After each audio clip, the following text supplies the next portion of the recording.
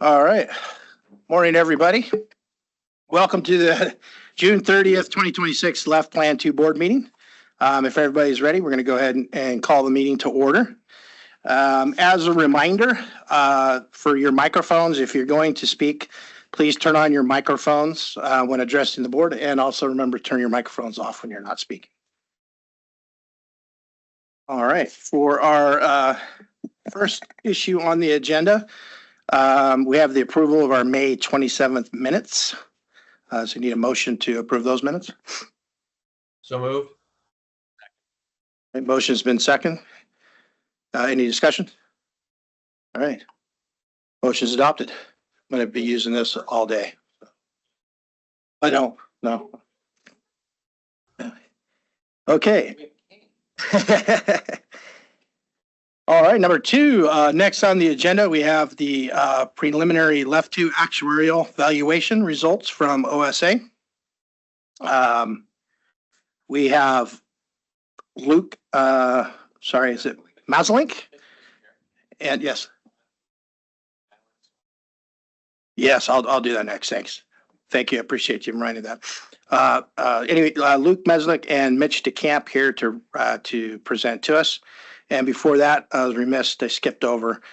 Before we begin motion of agenda number 2, I'd like everyone to take a moment of silence to remember those members who have passed since our last meeting.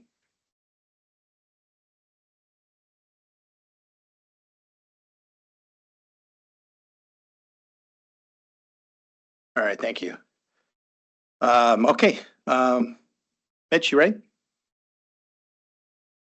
Ready. Thank you. Good morning, Mr. Chair, members of the board. For the record, Mitch DeCamp, Office of the State Actuary. The title slide here has Matt's name on it. Unfortunately, he could not attend today, but I did bring backup. Luke Maslink from our office is joining us today. Luke was a reviewer for this valuation. He's really knowledgeable about it, and he will be available for questions today. So big thank you to Luke for stepping in on short notice.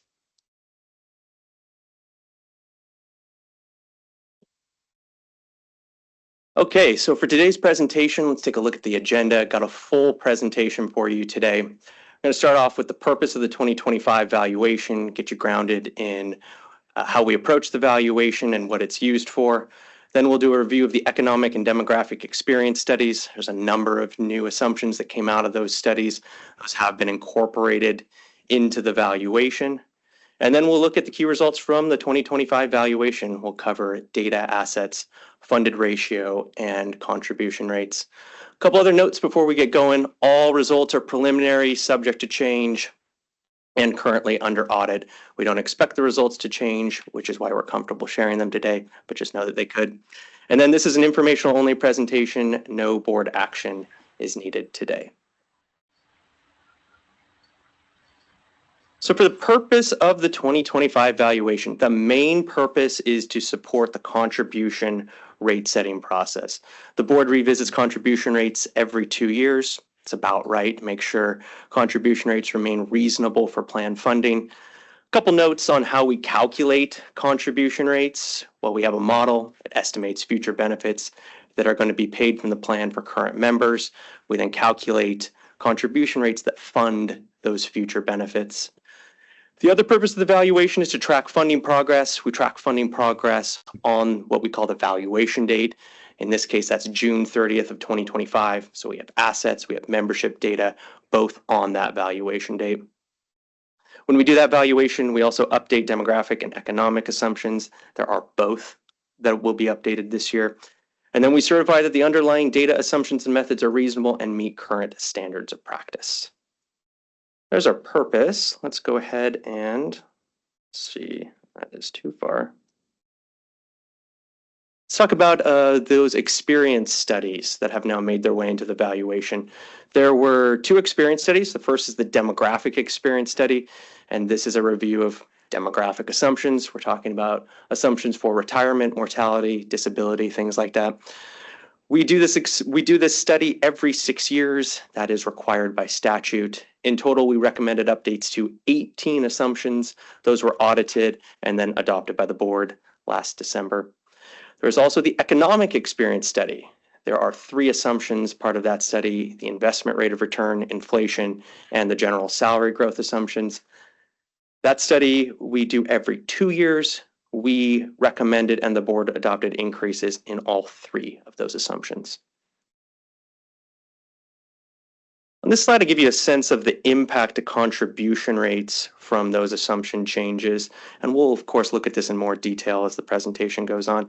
I have economic assumptions on the left and demographic assumptions on the right.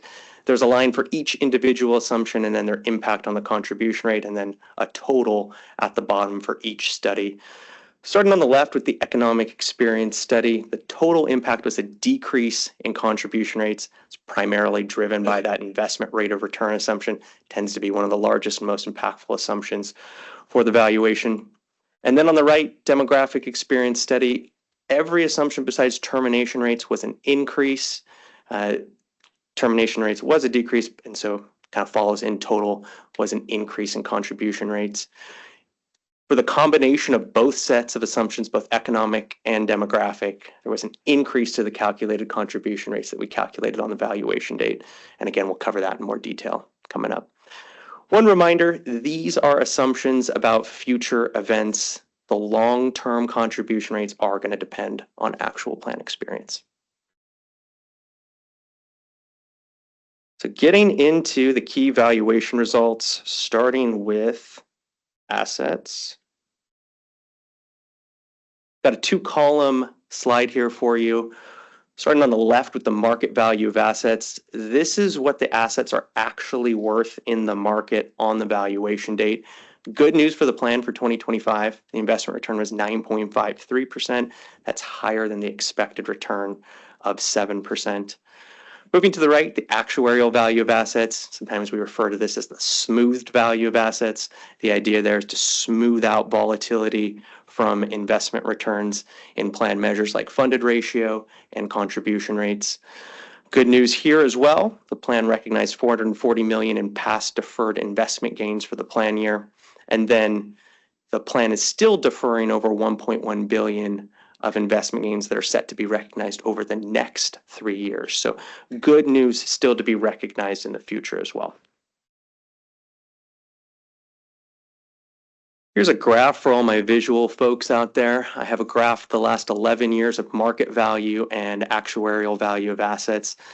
The market value is in the dark blue line. The actuarial value is in the green line. The dotted blue region is the 30% corridor around the market value that the actuarial value has to remain in. We have that corridor on there, so there's always a reasonable relationship between the market and the actuarial value.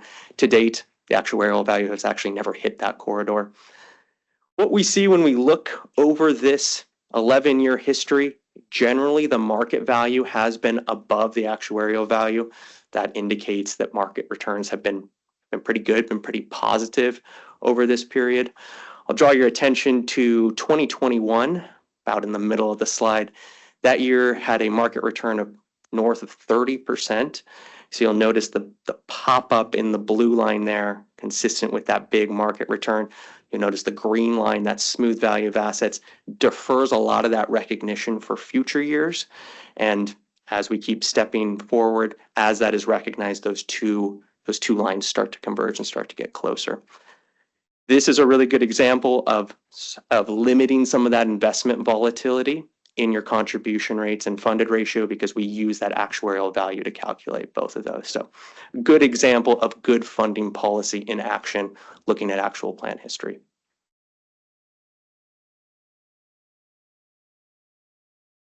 All right, moving on to participant data. When I say participant data, I mean the actual participant data file that DRS passes us on June 30th of every year. I have active members on the left. I have annuitants on the right. Talk about the active members first, and I'll share some notes that I have. I've also included the last 2 valuation years to give you a sense of some of the trends that we're seeing. In terms of headcount, system grew by about 550 to 600 members each of the last 2 years. For average age and salary went down. So younger members are getting hired into the plan, older members are retiring. And then for average salary went up. That's That's expected. We expect salaries to go up, but the increase for 2025 was higher than assumed. To give you an example of how much, we looked at members who were active in both 2024 and in 2025. We call those continuing active members. Average increase in salary for those members was about 9.5%, and that compares to an expected increase of about 6%. Now, the board did adopt new demographic and economic assumptions to project higher salaries. That's expected of 6% does include those new assumptions. So this plan experience was even in excess of what those new assumptions were projecting. This is a continuation of a trend we've seen over the last about 4 years or so, where salaries have been higher than assumed. Moving over to annuitants, about 11,000 annuitants as of 2025, average benefit a little over 67,000.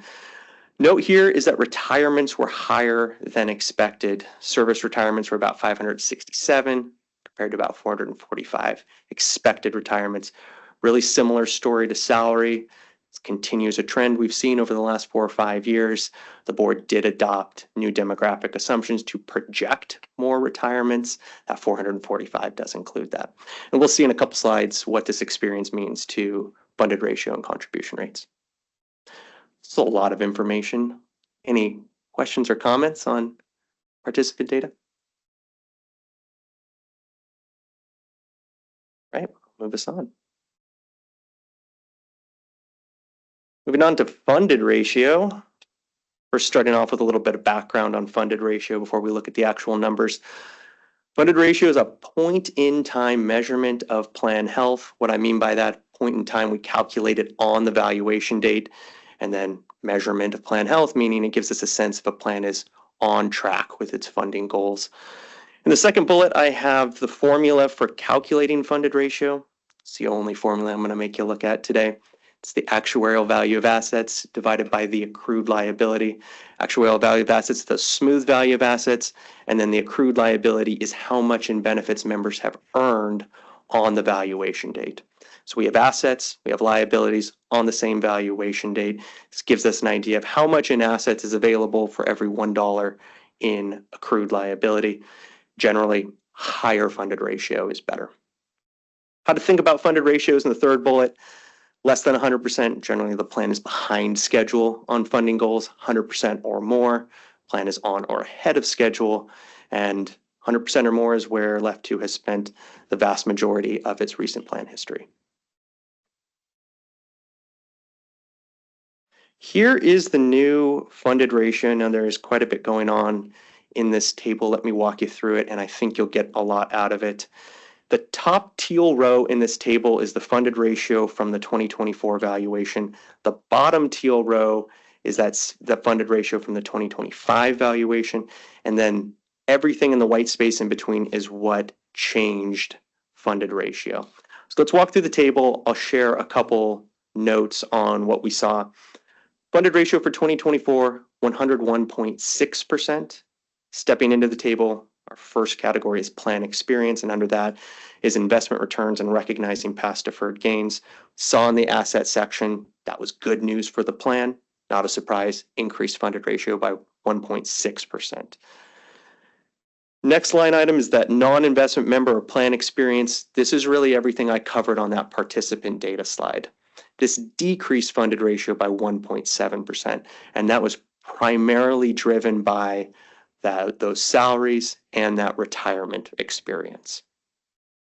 Moving to the assumption updates, we had the economic and then the demographic assumptions. Increased funded ratio by 1.4 and decreased by 2.7 respectively. And then the other is just a little balancing item on there. Adding all of that up, new funded ratio for 2025, a little over 100% at 100.3%. So a decrease in funded ratio, but still over 100%, still consider the plan on track with its funding goals. Any questions on funded ratio?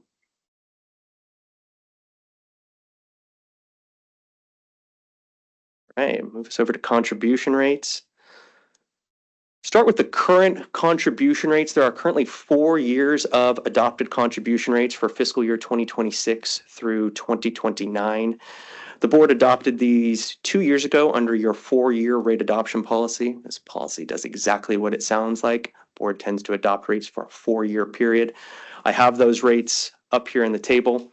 To the left of the gold line are what I'm calling the collected rates. They are for fiscal year 2026 and 2027. We are actually in the very last day of fiscal year 2026. Tomorrow is the first day of fiscal year 2027. And there are the rates for the members, employers, and the state. Quick reminder on the rate breakdown, members pay 50%, employers pay 30%, and the state pays 20%. To the right of the gold line are the adopted rates for fiscal year 2028 and 2029. The board adopted step-ups in the rates for each of those years. So a step up in 2028 and a step up in 2029. Board made that adoption after reviewing the 2023 valuation. Now looking ahead to next month to the July meeting, contribution rate adoption is on the agenda for that meeting.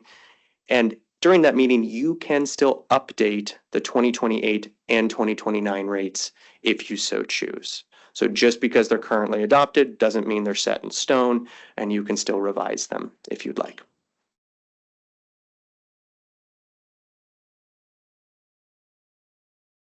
Before we get to the new contribution rates, I want to talk about some board funding goals and the contribution rates that support them. There are two primary board funding goals. The first is adequacy of contribution rates. Those are rates that fully fund the plan obligations, and stability of contribution rates, limiting volatility in rates. And then there are sets of rates that try to directly support each of these goals. So let's talk about those rates. First is the aggregate rate. These are the contribution rates for the adequacy goal. These rates are based on a full actuarial cost method, meaning that they consider both liabilities and plan assets. That means these rates will fully fund the plan obligations based on the most recent valuation. The challenge with the aggregate rates is that they can be volatile. They change with both plan experience and changes in assets. And that's where the minimum rates come in. These are the rates for the stability goal. These rates are based on a partial cost method without consideration of plan assets. The downside of the minimum rates is there's no guarantee that they are adequate to fully fund the plan obligations. There are different tiers of minimum rates. They change based on funded ratio, so there can be sharp changes in the minimum rates when those funded ratio triggers are met. The calculated contribution rate from the valuation then is the greater of the aggregate or the minimum contribution rate. And the calculated contribution rate is what lands in your valuation report. Now, I want to point out here, the board is not required to adopt the calculated contribution rate for the plan.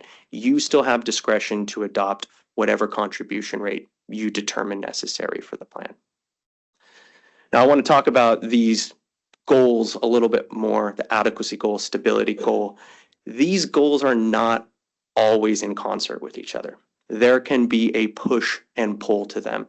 Tacking more towards the adequacy side may impart some volatility in the contribution rates, or sticking more towards the stability side doesn't guarantee that the rates will fully fund the plan obligations. So this is the challenge of rate setting, figuring out how you want to balance this adequacy and stability goal. And there's no right answers, there's just choices and pros and cons of every choice. So wanted to give that background before we actually look at the new contribution rates. So let's go ahead and do that now.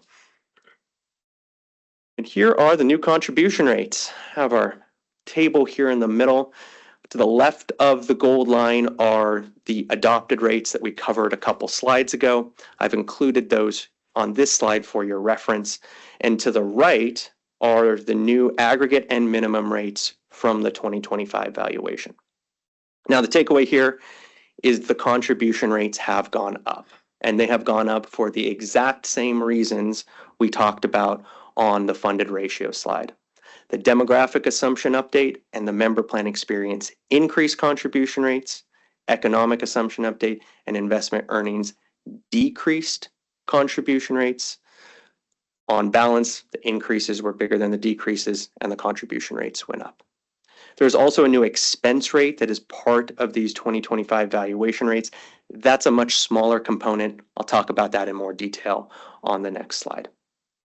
So looking back up at these rates for the aggregate rate and the minimum rate, I have them there for members, employers, and the state. The aggregate rate is larger than the minimum rate, so the aggregate rate would be what we would call that calculated rate from the valuation. As I mentioned on the last slide, board isn't required to adopt either the aggregate or the minimum rate.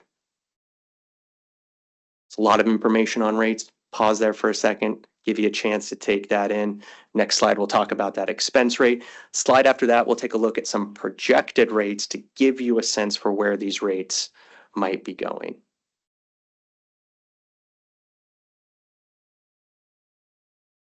Yeah, go ahead, Steve. Thanks. I just had a quick question, Mitch. Thanks for this. I'm sorry, I'm not there in person today. Question is, we don't, not that you're the investment board, but this is the end of the fiscal year. Do we have a sense of what the rate of return is for this latest year? Yeah, so we won't have a finalized return until September. Some of the initial returns were looking like it was coming in over the assumed return of 7.25. But yeah, we won't have any finalized return until about middle of September. Thank you.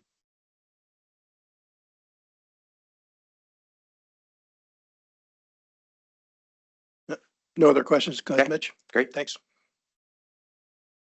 Let's talk briefly about that new expense rate that I mentioned. Starting with this valuation, we now review historical expenses that are paid from the trust. Examples of those include board operating costs or certain costs from DRS that then are billed to the trust. We look at those to determine if they are material to plan funding. We look at those for LEOFF 2. We look at those for all the plans. When we looked at those this year, we found they were material to both LEOFF 2 and to State Patrol. We then calculated a rate to fund those expenses. The rate was 0.04% for members and 0.02% for both the state and local employers. I'll point out here, this expense rate, this new expense rate was already added into the rates that you saw on the last slide. I'm not going to add them in again. So just want to make sure there's no double counting of those going on. The idea for this expense rate is that it pre-funds 2027-29 biennium expenses based on the historical annual expenses we reviewed and then adjusted for inflation. So pretty simple, but new this year. So I wanted to cover it in a little bit more detail.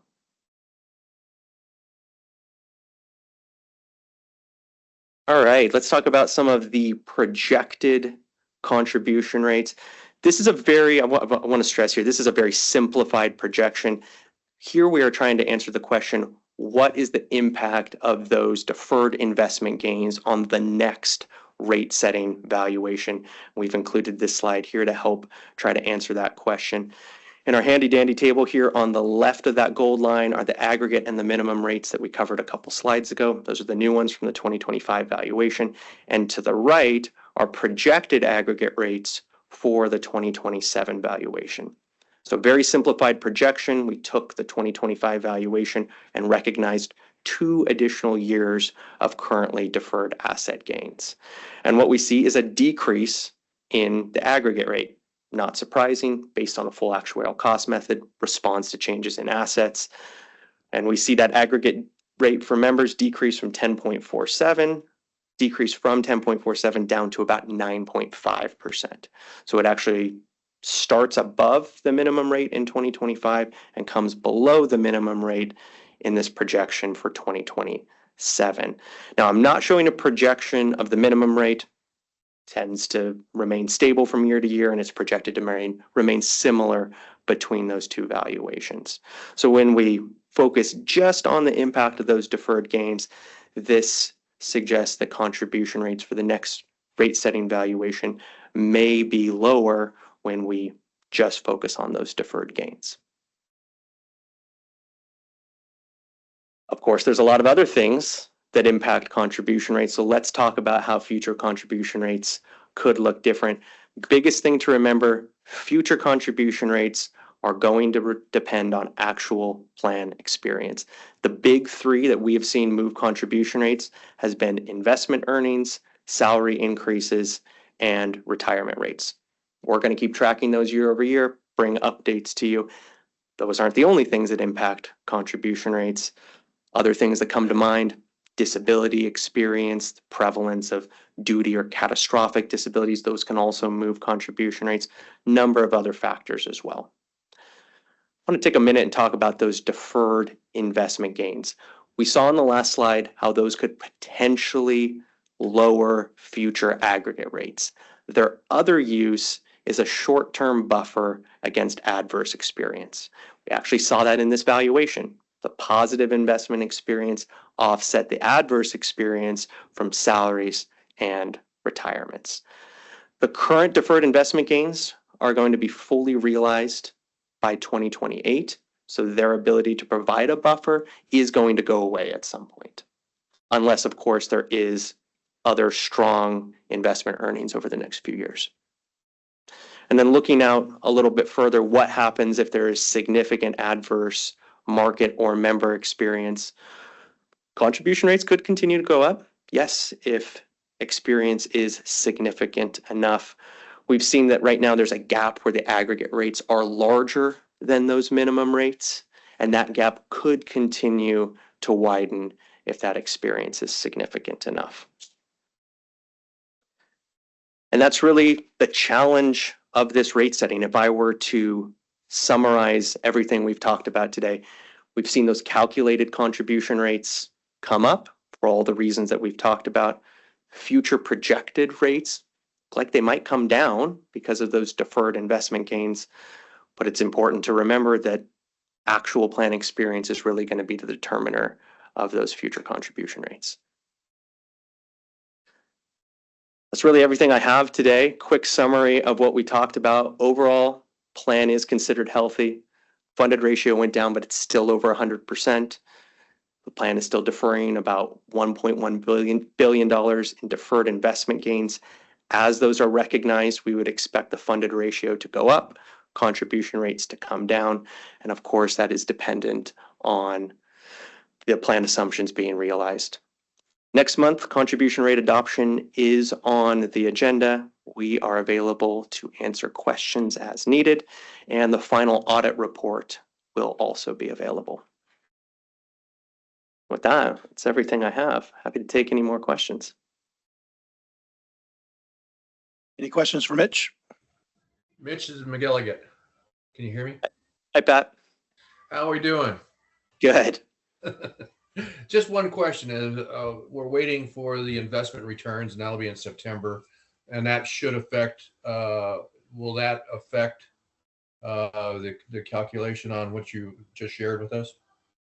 So that will not affect this valuation. So this valuation is June 30th of 2025. So everything that happens after that date will be rolled into the next valuation. We do an annual valuation, so we will do a 6/30/2026 valuation, which will incorporate this experience. Your next rate setting valuation is 2 years after that, June 30th of 2027. So this is really one of the benefits to the board of revisiting rate setting every 2 years. You really get to update and reflect that actual experience and adjust in as close to real time as you really can as far as pensions go. Sounds good. Thanks, Mitch. Thanks, Mitch. Okay, thank you. Appreciate it.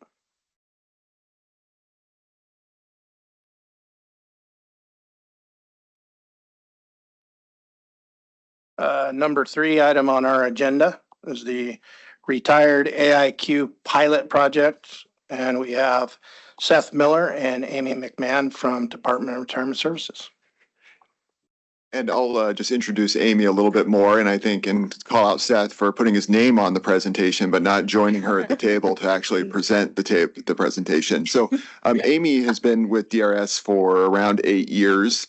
and has just stepped into a new role. There was a bit of a reorganization at Department of Retirement Systems, and her and Seth got new titles and new responsibilities. So she's been promoted to the Chief Operating Officer of DRS. So I'm happy to have you here and happy to have another face and voice from DRS presenting to the board. Thank you. Thanks, Jacob. Good morning, Chair and members of the board. My name is Amy McMahon, as Jacob just said, and I am the Chief Operating Officer. Before that, I served as the Project Management Office Director at DRS for the last 8 years. And I'm here to talk about an opportunity that we have to do a short-term pilot to learn a little bit more about how we might be able to serve our customers differently in the future. So just a little bit of background. In last year, we had the opportunity to do a new strategic plan for the agency. It's the first time in about 12 years that we had taken a comprehensive look at both the agency and what our customers were looking for, what our stakeholders were looking for, what our team members were looking for from us. Out of that, one of the things that we heard from our customers, one of the top responses we received was that customers wanted more retirement-related tools, resources, support, financial planning tools for us as an organization to serve them in that way.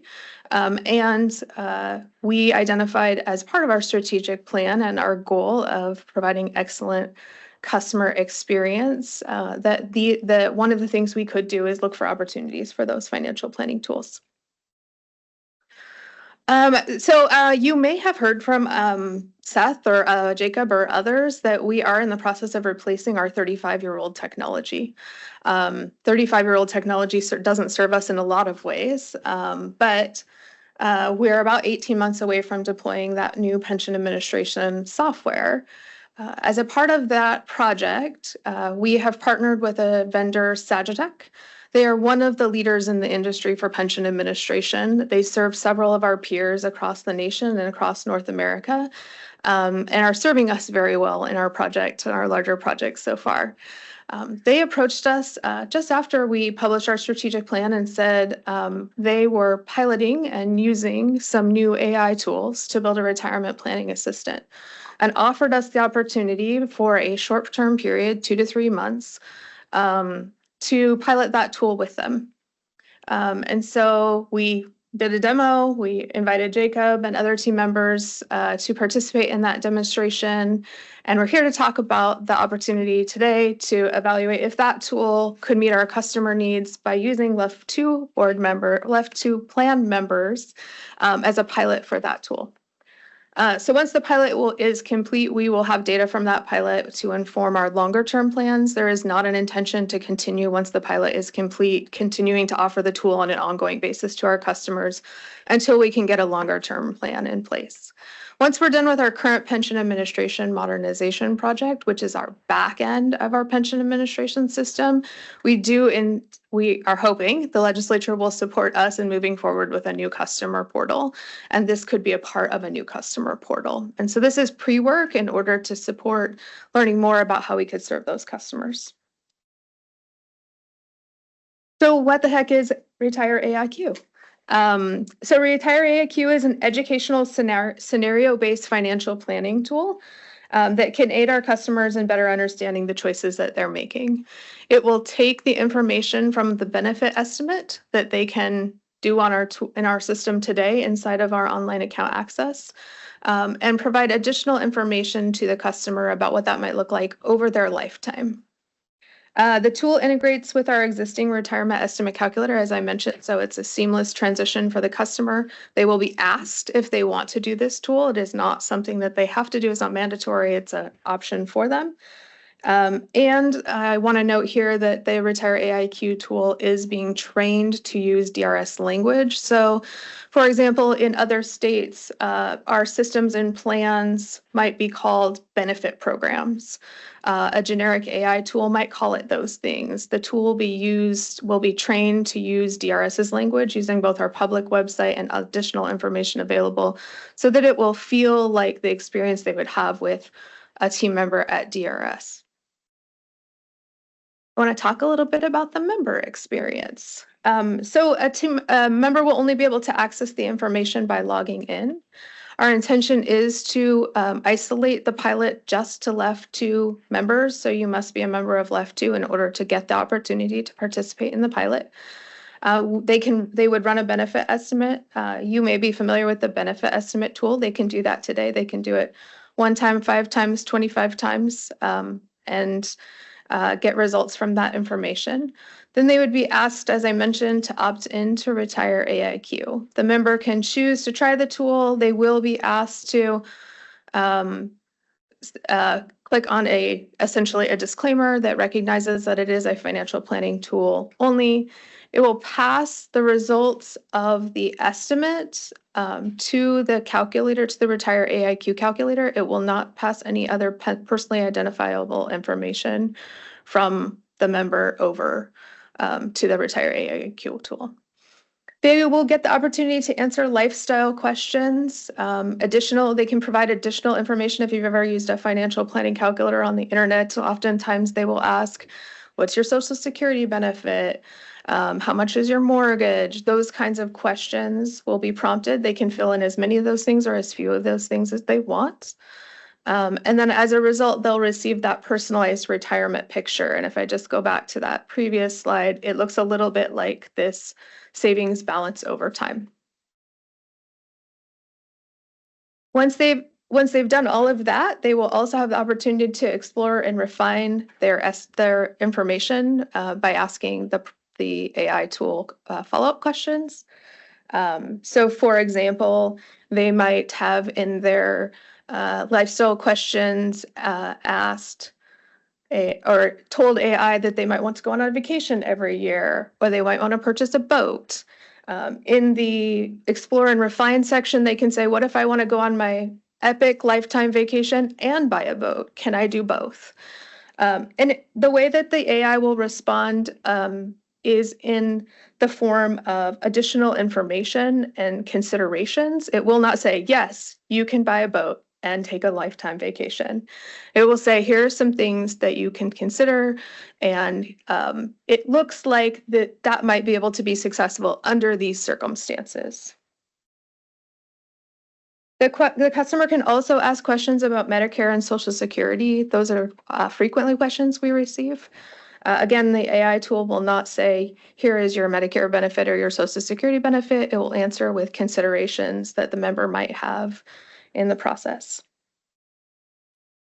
I already mentioned that it will ask you to make sure, it will ask a customer to make sure that they understand that it's an educational planning tool and not a financial, legal, or tax advice tool.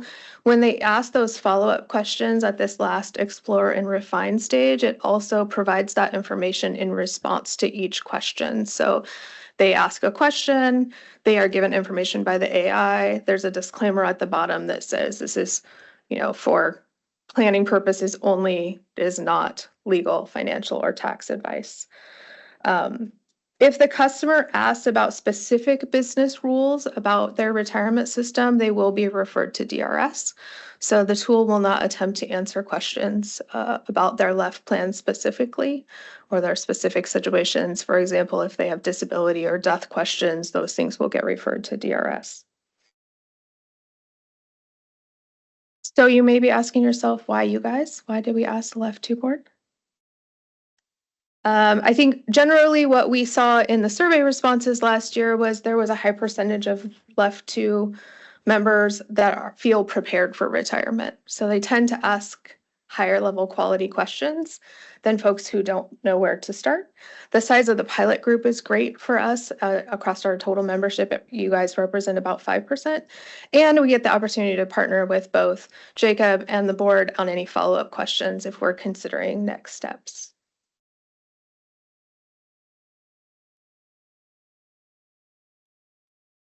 Can I ask a question? Yeah. Because if I don't ask it now, I'll forget it. Is there any vetting that occurs when the AI gives you your estimate and answers your questions? Is there like a person that looks at that, or can a member submit that for accuracy, or during the pilot is it just kind of this is just a tool right now, and how does that work? That's a really great question. So the estimate is coming from the DRS system. So the estimate itself, the initial estimate is coming from us and our system, and it's been well tested, lots of testing on the estimate itself.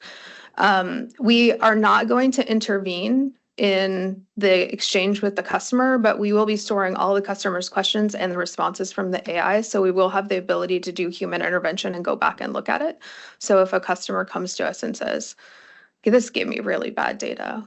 The other thing we're going to do is we're going to ask customers for feedback in real time. So as they're having that experience, when they're done, they can give us feedback there in the pilot process. So, yeah. And then ultimately, like without the AI, Mhm. somebody requests, what their final payment's going to be.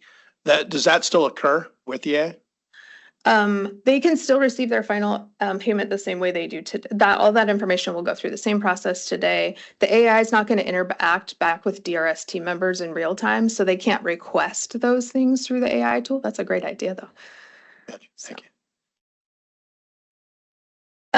So our timeline is to complete all of the required technology reviews. We obviously want to make sure this technology is safe, meets our security standards, meets our AI standards. You may be familiar, AI, of course, is a really new space, right? So we do have some new WATEC policies that we're implementing with AI because we're not passing any publicly available or personally identifiable information.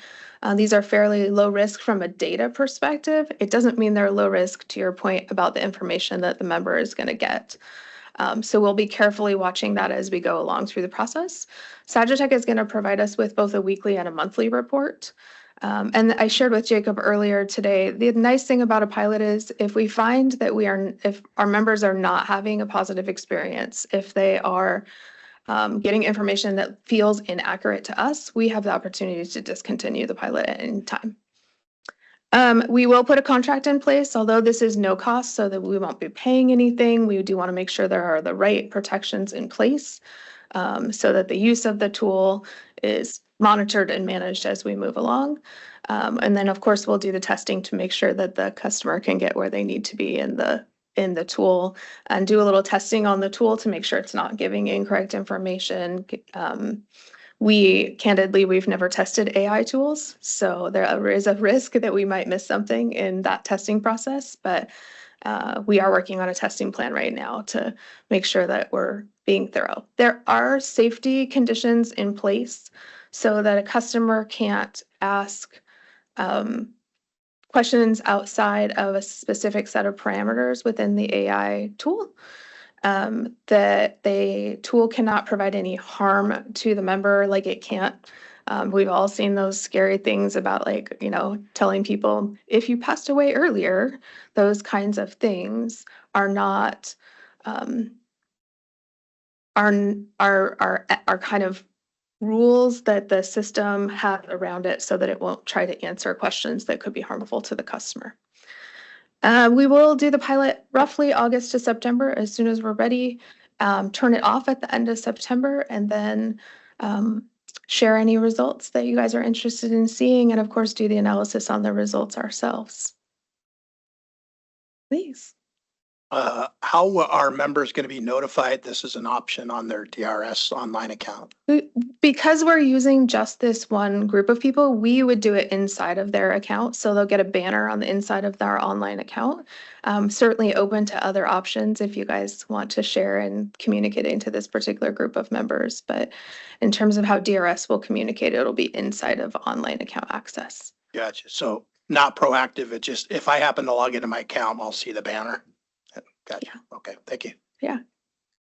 I'm open to it if you guys are interested in doing something more proactive too. Mr. Chair, I may. Go ahead, Wolf. First off, thank you very much for pulling this together. I would submit that we underestimate how complicated it is for current employees to transition to retirement, in part because as current employees, we're all of somewhat dependent on and benefit from benefits managers and HR managers who think through and negotiate and work through many of these offerings for us. upon retirement, we become the HR and benefit management department for not only ourselves, but our families. And I think any tool like this that helps people plan for that and do that is a big deal. Are you incorporating, in that vein, are you incorporating any feedback or information about when someone may need to start enrollment processes and how long those windows might be open for health benefits in particular, whether it's HCA or whether it's somebody else's, whether it's health benefit exchange, Medicare? So synthesizing all those parts becomes an interesting puzzle for people, especially as they may have not only themselves, but a spouse or perhaps other family members to consider. Personally, I've done financial management, budgeting, and health policy and health finance all my career. And I'm okay figuring it out, but I'm only kind of okay figuring it out. So I keep imagining myself not having that experience and not being able to pick through the blizzard of, rather terse and complicated rules and requirements from all these dimensions, and think that every time we come up with a tool like this and put it in front of people, I think we're helping them be at least aware of what's coming and what they need to do. So again, thank you for that. Appreciate it. It's your sentiment about the retirement experience is exactly the sentiment we heard from customers across all of our systems and plans, is that it says it's not just I think you said it really well, Wolf, that people have these people in their lives throughout their career, and now we don't have those people in our lives, and not everybody can afford or benefits from a financial planner. And so I think that's really the intention behind exploring some of these options, and whether it's Retire AIQ or another tool in the future. The concept is to try to figure out how we can serve our customers in a more comprehensive way without becoming their Social Security administrator and their Medicare administrator and those kinds of things, but trying to help them in that journey. Yeah, I think that the timing issues are significant in part because you not only have to start processes in time to be eligible, but many times you may have a one-way ticket into a process where that window expires at the end of a certain period. When does that period start? When does it end? When do you have to act? And what does not acting mean? And is there a deferral? It's the layers of complexity can become endless. Mm-hmm. And I think a tool like this that starts with who are you, where are you, what are you planning to do, and what are your intentions, what are your goals and intentions, I think is a pretty big deal, because that helps build in all the other stuff that you have to consider. And Seth didn't come to the table, but as the education and outreach oversight person, I think that question about timing and everything would be a good thing for either to fill in this AIQ tool or into some future conversations as well. Any other questions for Amy? Unseen. Thank you, May. I appreciate it. I do have one more slide unless. Oh, I'm sorry. That's okay. That's okay. So I just wanted to share what we do hope to learn. So frequency of how the customers will take the next step. So how frequently do a customer take the step from an estimate into the tools?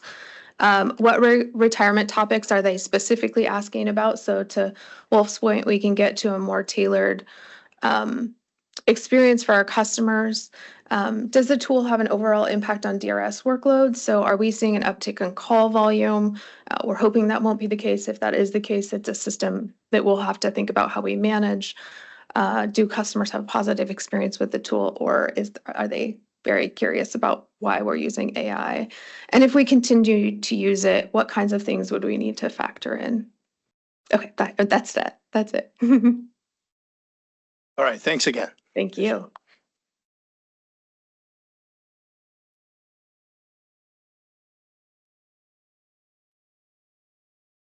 All right. For real this time, we're going to move on to our agenda item number 4 with Karen Durant with salary setting authority presentation. Not salary, but it's close. It's almost close.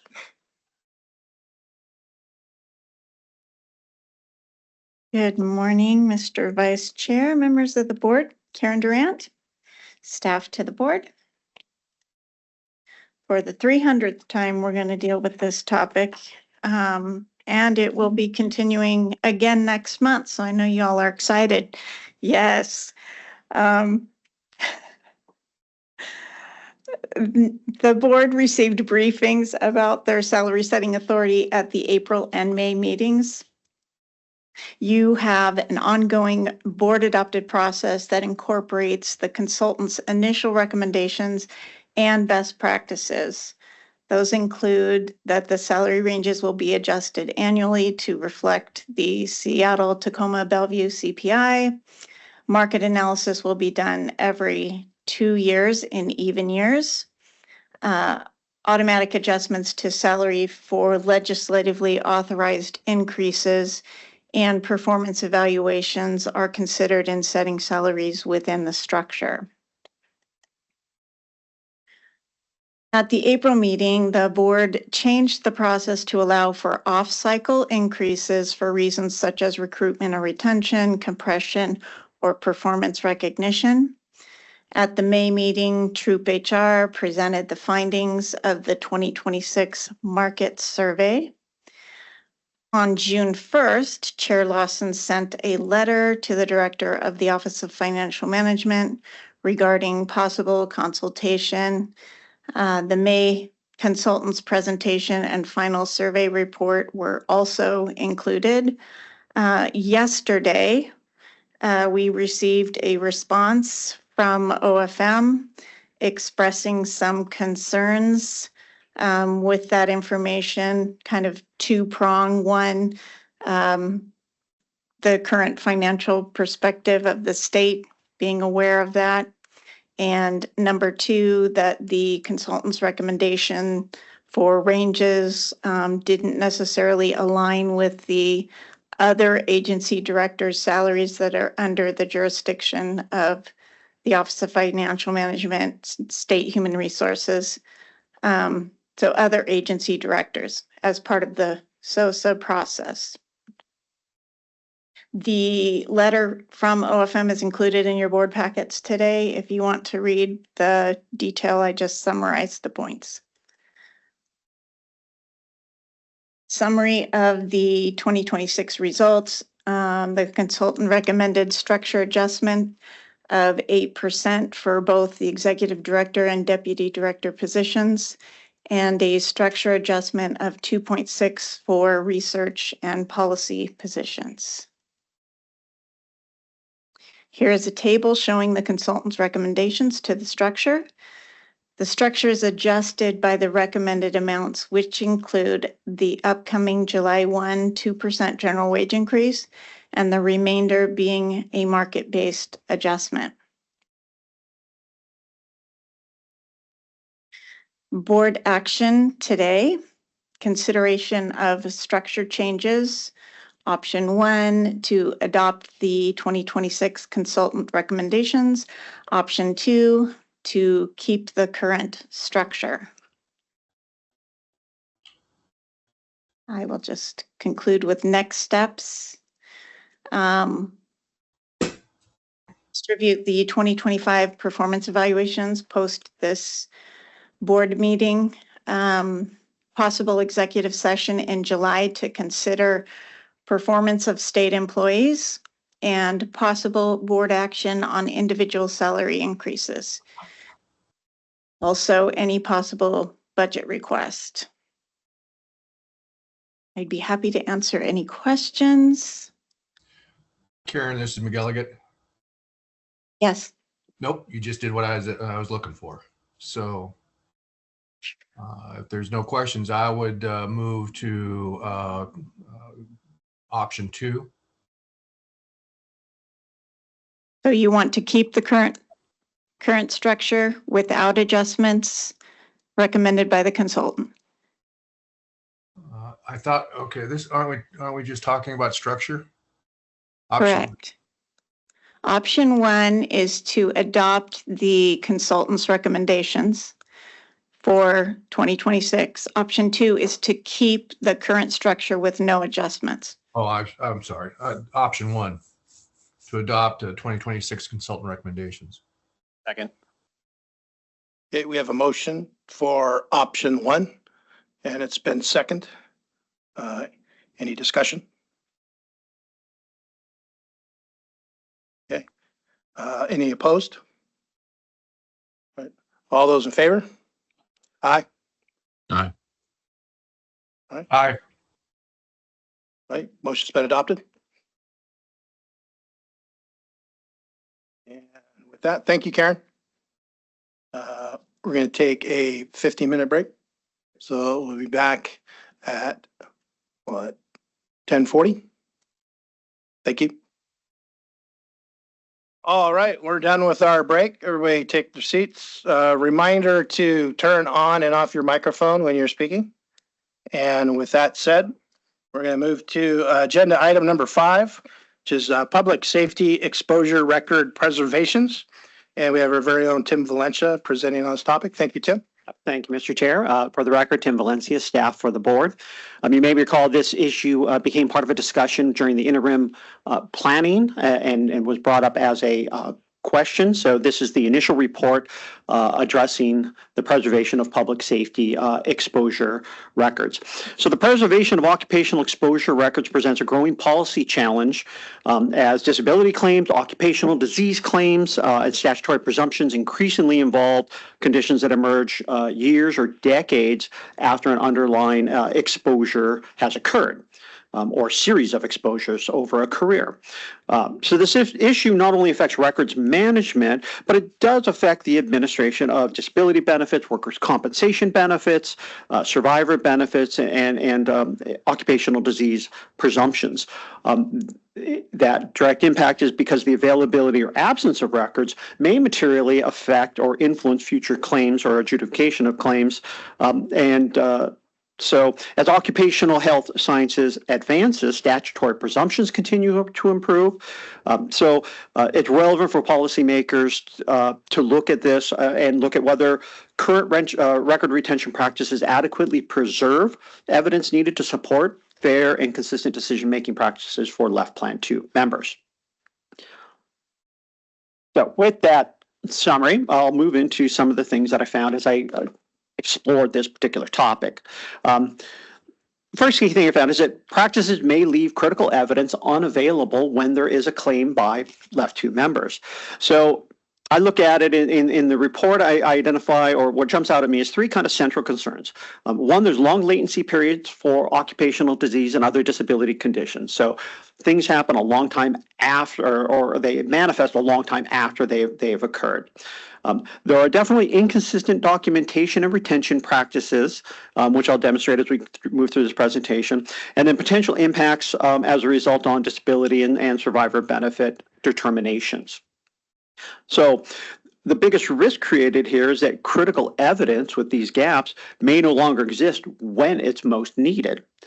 So, and I will note that as I went through all the evidence, there definitely were demonstrated significant differences between practices for law enforcement members versus firefighter members.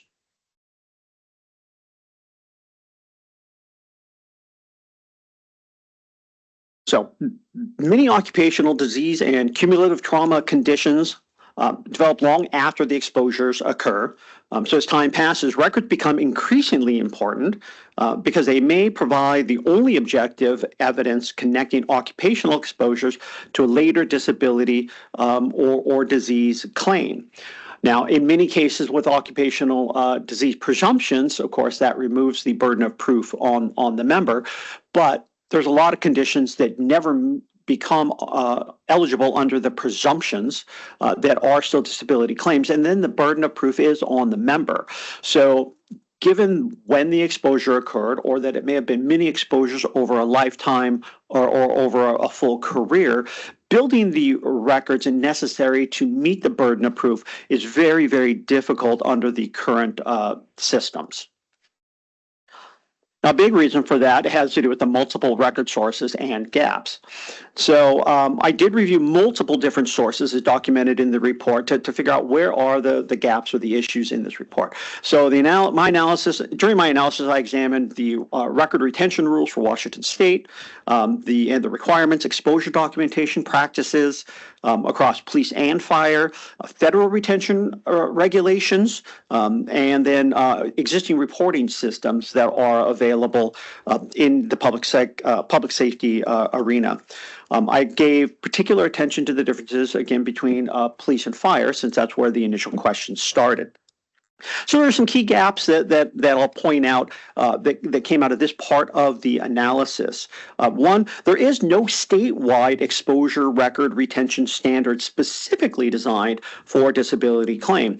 In fact, on the Secretary of State's office, they specifically cite that the records that affect police and fire, the record retention schedules were designed for organizational, managerial, administrative purposes. There is nothing that is specifically designed towards the exposure records for this purpose. Exposure information is scattered across multiple record segments. So maybe in personnel records, maybe in some specific exposure records, maybe in incidents reports, maybe in federal reports. The records that may be utilized to build a case for a member's disability claim, there may be instances or information in a lot of different places. But again, that varies practice by practice. And again, particularly with the law enforcement, exposure documentations vary significantly, not only from the firefighters, but even from agency to agency. I was doing some review of various employers trying to find evidence of practices in law enforcement agencies. And even there, I found a variety of different practices among law enforcement employers. And again, I'll talk about the timelines, but the big gap is that many of the records that might be used to support a claim are actually eligible for discussion long before a claim may even be filed or that an occupational disease or disability may arise. So I'll talk about that a little bit here next. So the retention rules just don't match the disease timelines. So there's definitely, I found, substantial differences in retention periods.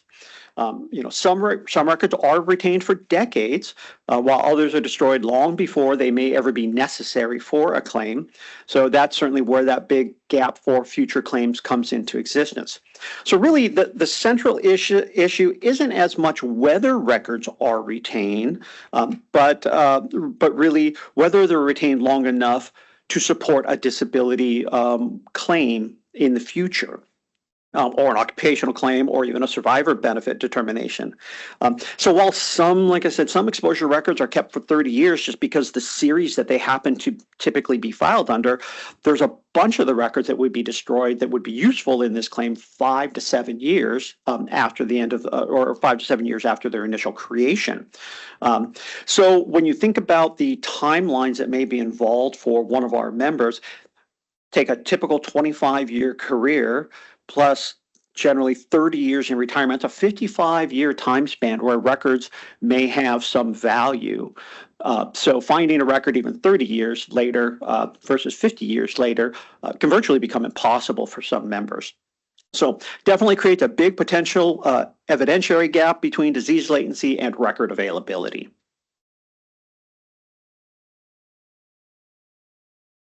As I said, I did find that I can confirm at least that exposure information is fragmented across systems. Exposure records resist in multiple different repositories, multiple different kinds of record things, as I detailed in the report.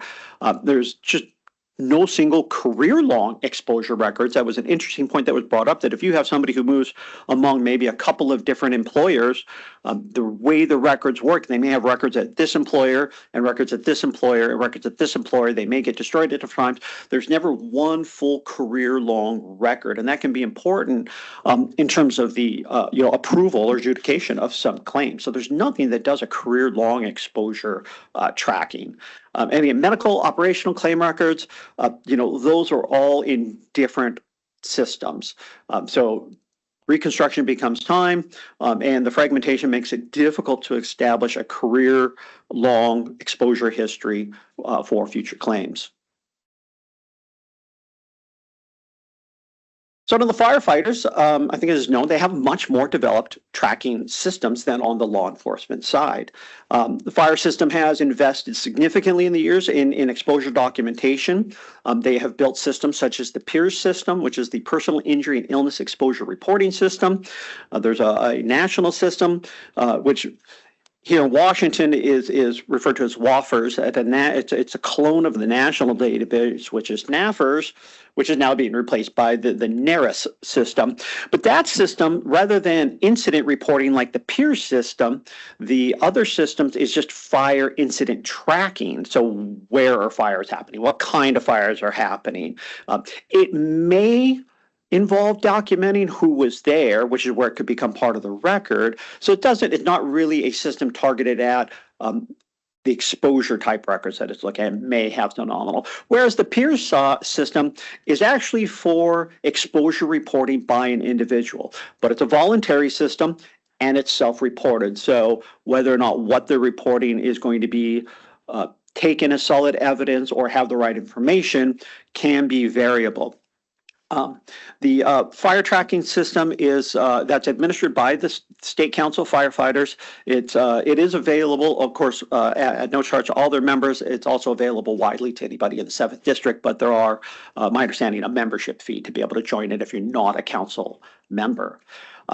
Again, consistently, I found that the law enforcement tracking is just not nearly as developed. It's much less standardized than on the fire side. There just has not been the historical focus on the occupational exposure side between police and fire. So again, documentation practices vary quite a bit.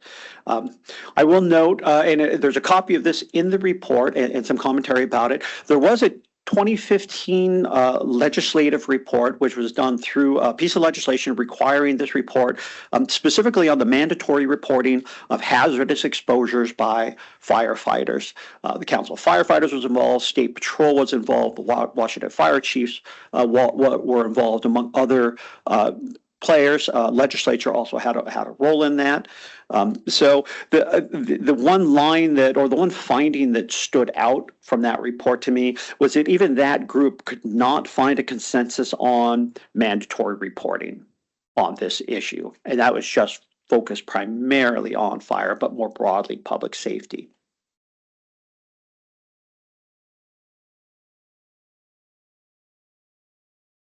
So this report identifies some policy questions that the board may want to consider regarding retention standards, documentation practices, statewide consistency, and potential implementation costs. Because anytime you're going to introduce something that may be cost, if you're going to introduce additional retention, that may be a cost on employer or development of systems. These are some of the kind of thoughts that come to mind as you might start looking at. But it raises a lot of questions such as these on the boards.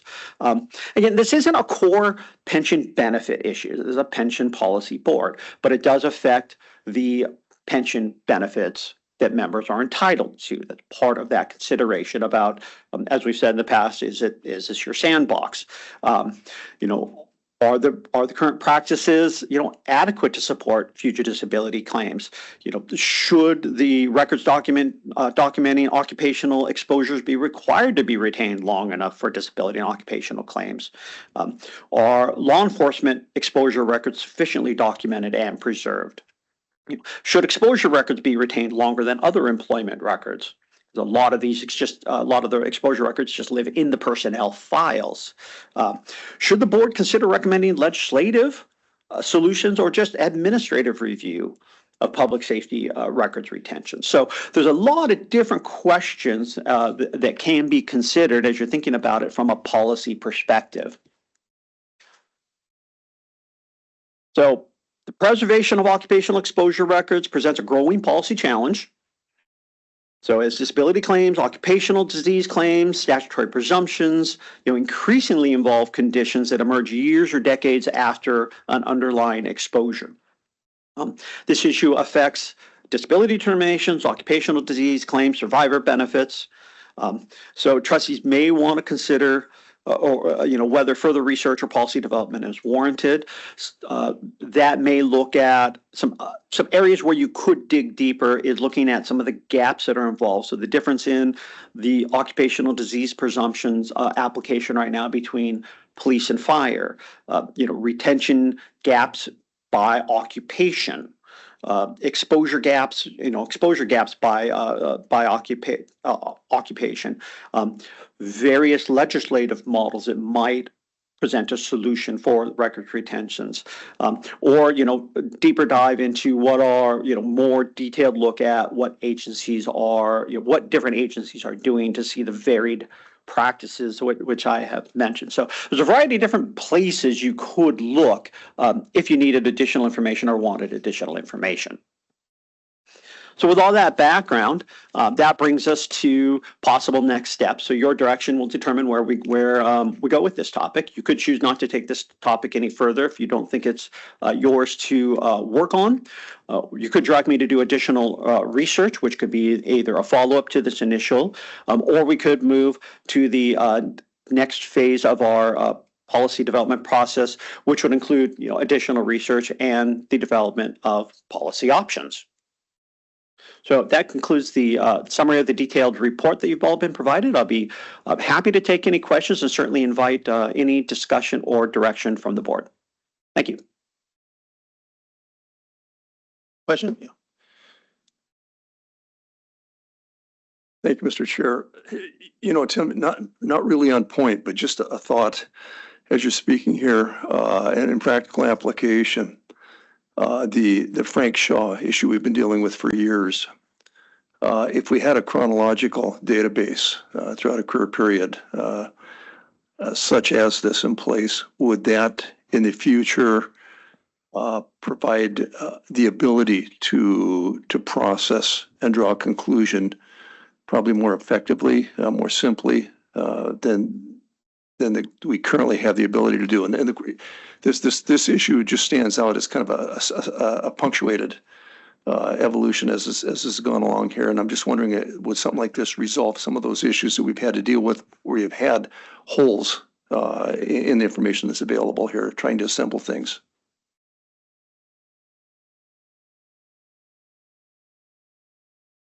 Can't speak specifically to that case, but just generally, yeah, I believe so. And that was kind of what we heard from when this topic initially came up, and we heard from I'm blanking on his name now, that spoke with Tammy, that was an issue that was occurring for in that case for death benefits, but I would imagine it would also apply for disability benefits.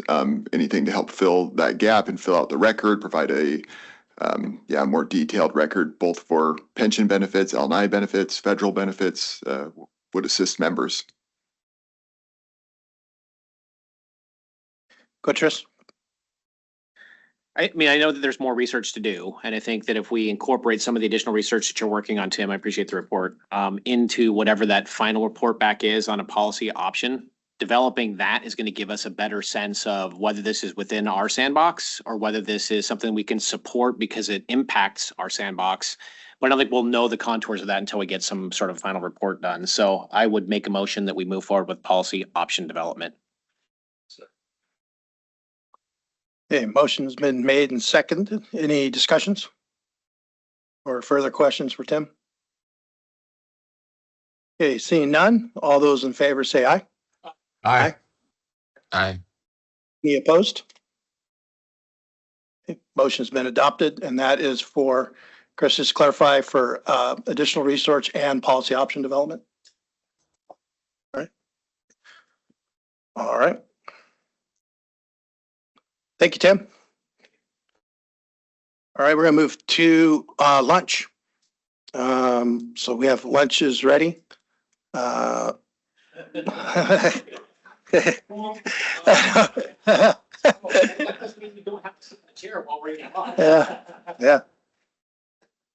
And in the past, we've done working lunches. Does someone want to do a working lunch, or do you? Yeah, okay. So we'll do a working lunch. And so Dave, just to give you a glimmer of hope, we're going to grab some chow and then we'll come back for your presentation. Is that good? All right. All right, let's grab lunch and be back here at about 11:10 to give everybody enough time. All right, thank you. Okay, we're going to resume the meeting here. We're back on the record. Reminder to turn your microphones on and off. We're going to move to item number 6, which is the DNR firefighter study, initial consideration follow-up, and presented by our very own Dave Dunlap. Thank you, Dave. Oh, thank you and good morning, Acting Chair Granneman and members of the board. My name is Dave Dunlap and I am a staff to the board. And I'm here to present a follow-up to the DNR wildland and aviation firefighter study that the legislator ordered us to conduct this year. During my presentation last month, a couple of questions came up, and I'll get into some of those answers. But just kind of a refresher, we were tasked with studying whether or not the enrollment of the wildland and aviation firefighters employed by DNR and currently in PERS 2 plan, and about looking at the impact of them being enrolled into LEOFF 2. So as we're going to be conducting the study, and there's no board action required, but the study is due by January 1st of 2027. So some of the things that came up in our last meeting during my presentation was about the positions that DNR intended to be included in that LEOFF 2 enrollment, and what changes to the definitions for employers and employees, and how to change those without having any unintended impacts or consequences.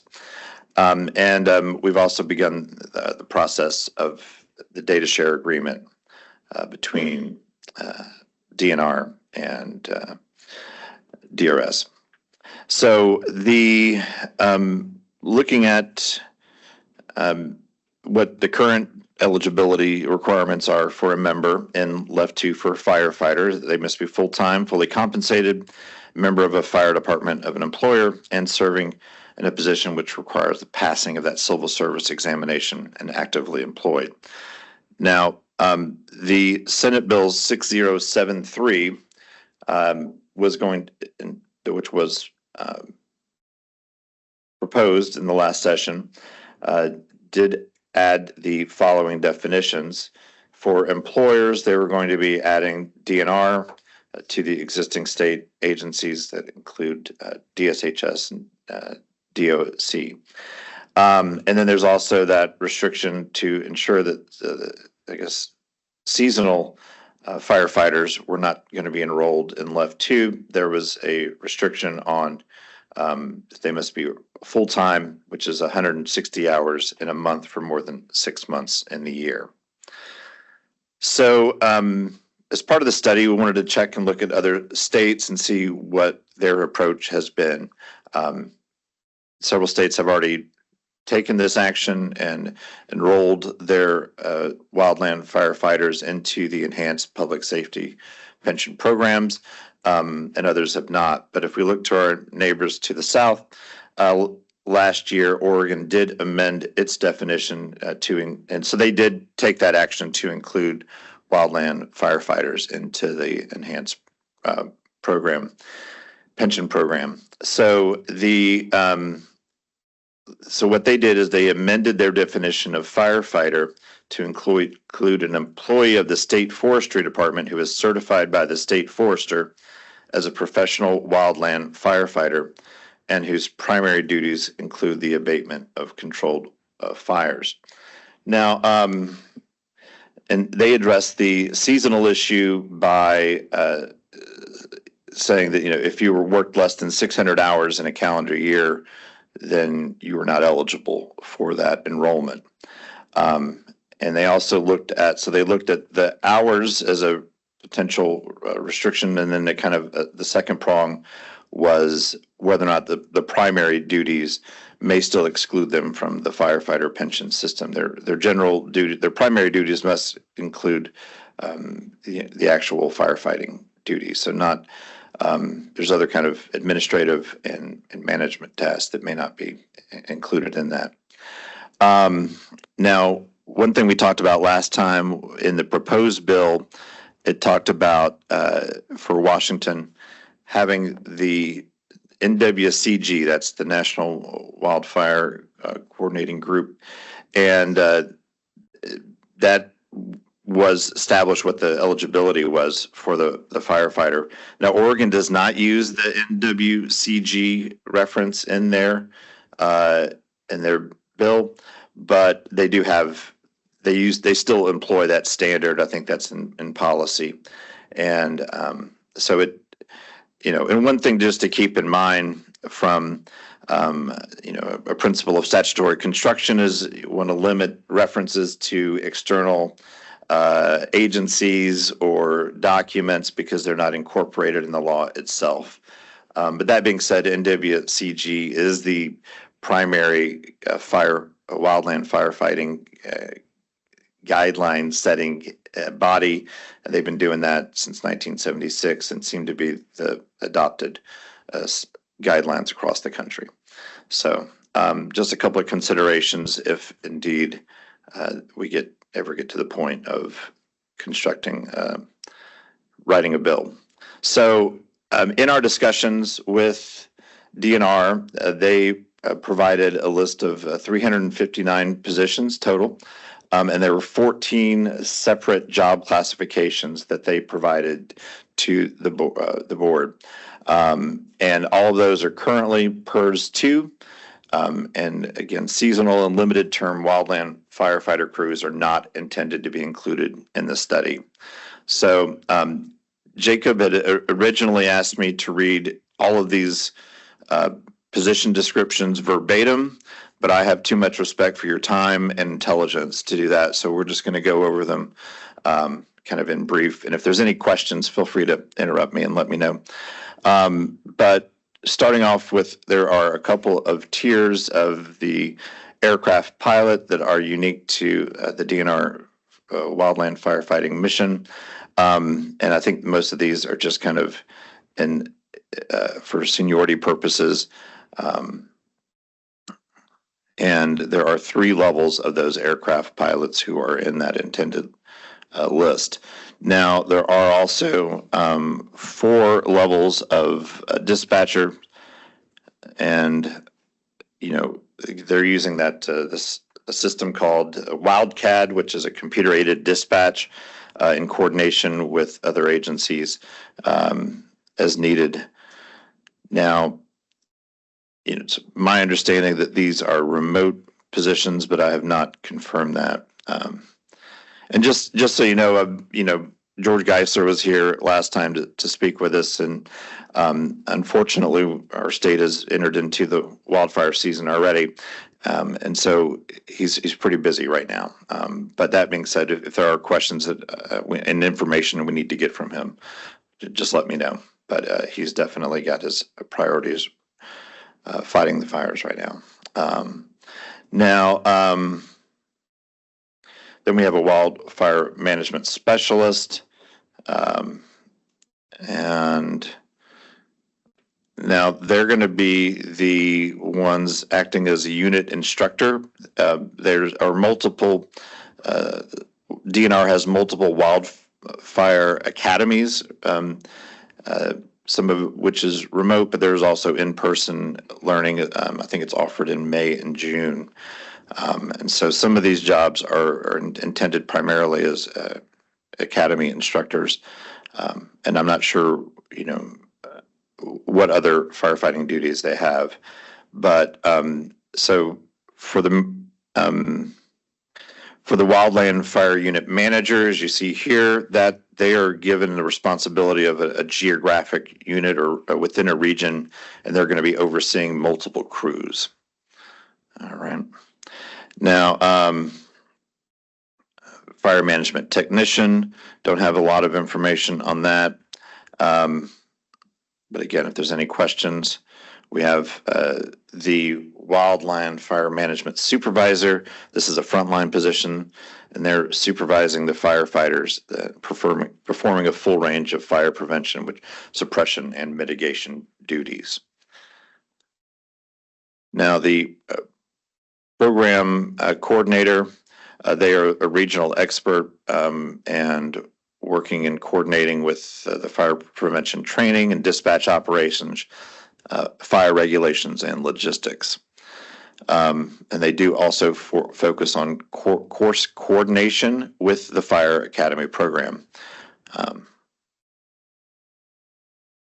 And then the program coordinator 2 is just requires 2 years in order to be eligible. You have to have been a program coordinator 1 for 2 years. And that also includes development of the training per the NWSCG guidelines. All right. So that's a complete list of the intended or the proposed position descriptions. Are there any questions about those in particular? All right. Jeff? Well, thank you, Mr. Chair.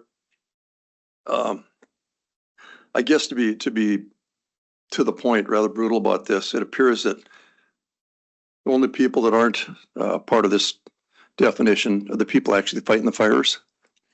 Is everybody out there that supports, manages, arranges, promotes, trains, but not the people that fight the fires?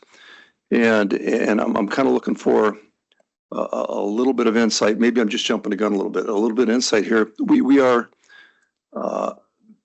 We retire early.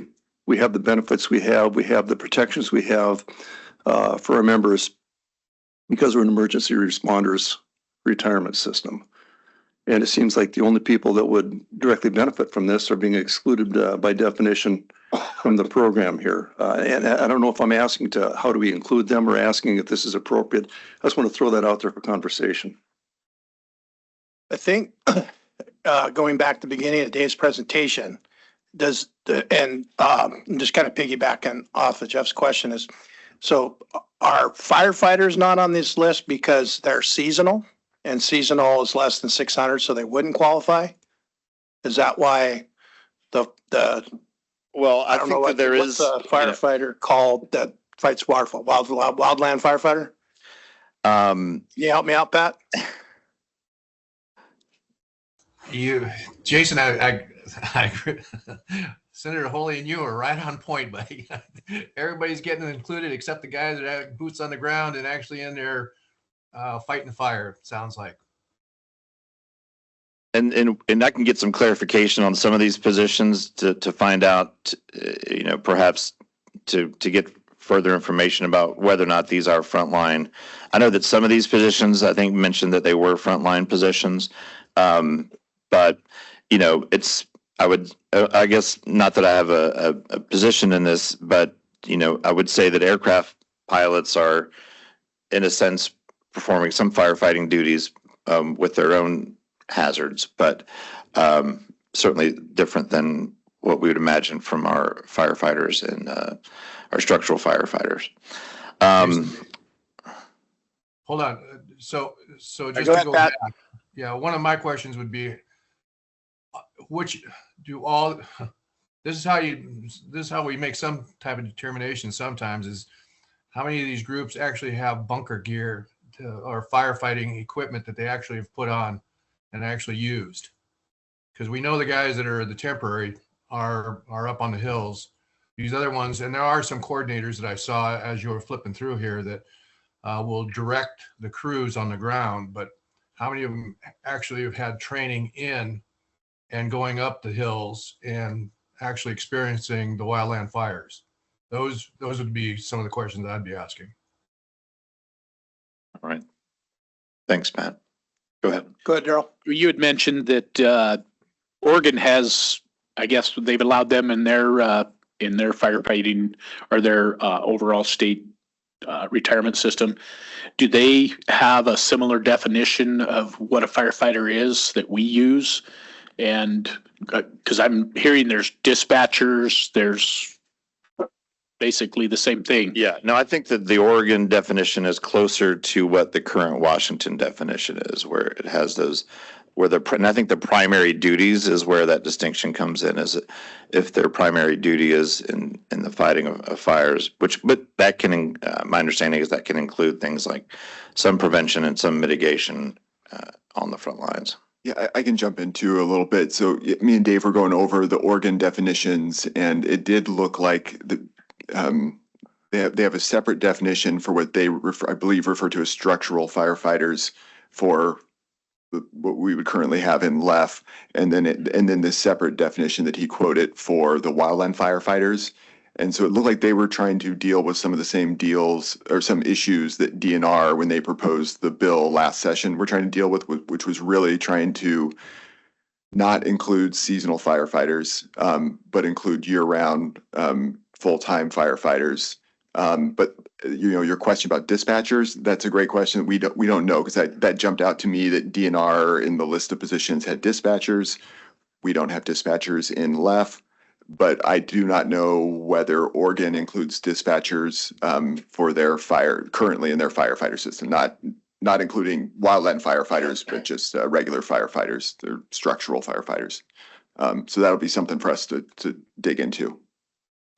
Additionally, Dave, so I have some experience in writing a job description in order for it to meet the LEOFF 2 criteria.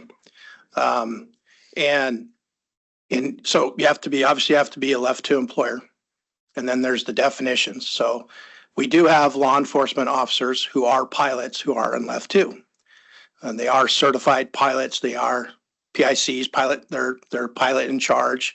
They meet all the criteria for the FAA to fly aircraft. And then on the law enforcement side, they're a sworn law enforcement officer. So they meet the definition of a Washington State law enforcement officer.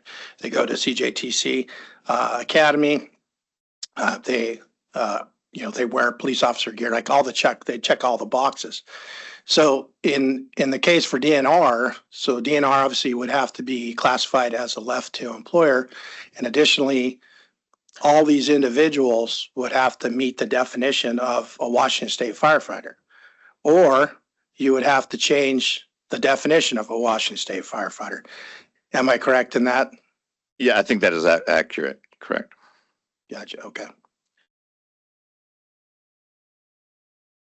Yeah. Well, thank you. A couple questions. Have you thought about or considered doing something of a crosswalk from titles and descriptions as we're seeing them presented by DNR to structural firefighting departments? This is, analogous to lieutenant duties, captain duties, to battalion chief duties, and then how analogous? Right. Is this about a 30% overlap or an 80% overlap?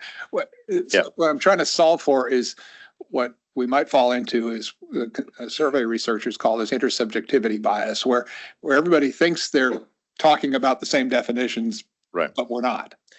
Right. Yeah. So there's that side of it. The other side that I see is, of course, casting a wide net at this point in the study does not imply defining them all in. I think it's better to know everything that could be in and then working through the analytics and not be surprised later. So are we leaving anybody out?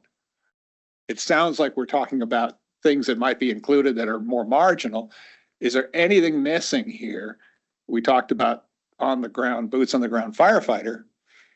Not sure where they show up in this packet from DNR.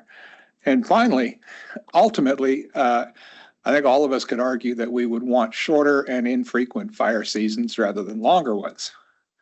So whatever definition should be data-based in some way or somehow connected to what would be a moderate to less than average length fire season. Otherwise, you have people coming in and out of qualification for these positions based on the hours they work in a particular year. So if you have a particularly bad fire season, no problem. You got lots of people qualifying. You have a particularly good fire season.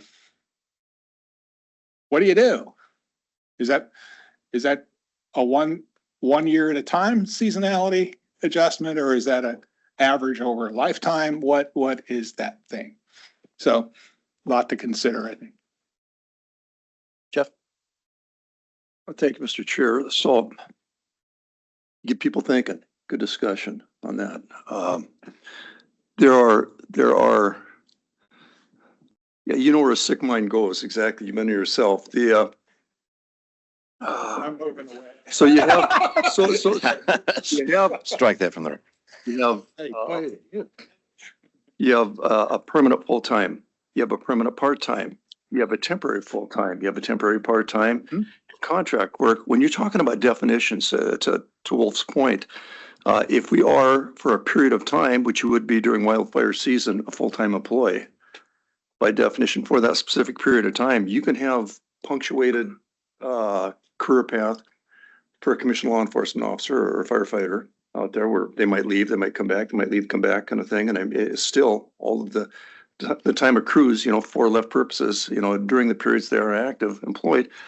Is there some way that we can look at either finding a definition that would allow the people when they are working 40 hours a week for an extended period of time during fire season to participate in this, or maybe to adjust a definition so they'd be included, not just over a 20-year period, not over a year's period, but I mean, to refine this according to the circumstances of the position. I want to follow through with the idea that we are the type of system with the type of protections and assurances for our members that we are, because we are responders, emergency responders out there. And these people that are actually boots on the ground are exactly what we're designed to protect and include in this. Yet by definition, as it appears, they're excluded. And of course, you can advance through the ranks. You can promote through the ranks and still maintain those protections. It seems that the people that have promoted through the ranks here would be receiving them, but the people who are actually designed to protect are missing. How do we adjust definitions to include those people during those periods they actually would qualify, but maybe not over a course period?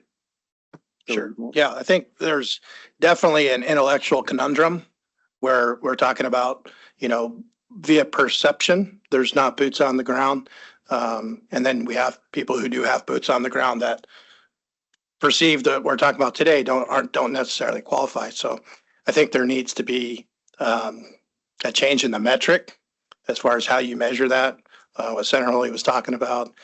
And, whether that is a redefinement of what the qualifications are or in addition to the definement, but it seems like we have more questions than we have answers right now. Chris? I just want to make a quick point. We just had a presentation from the actuary on what we sort of evaluate in terms of our policy goals for rate setting for our pension plan. And two of those goals, the two goals are adequacy and stability. When we don't have stability because we don't have consistency from year to year for a fire season, or what it means to 600 hours is an extraordinarily low threshold for what we declare as seasonal. Oregon's got its own policy choices. We don't need to join Oregon. We need to do what's right for Washington. Washington's firefighters, Washington's police officers, the LEOFF 2 plan, those are the people we represent, and that's what our fiduciary obligation is too.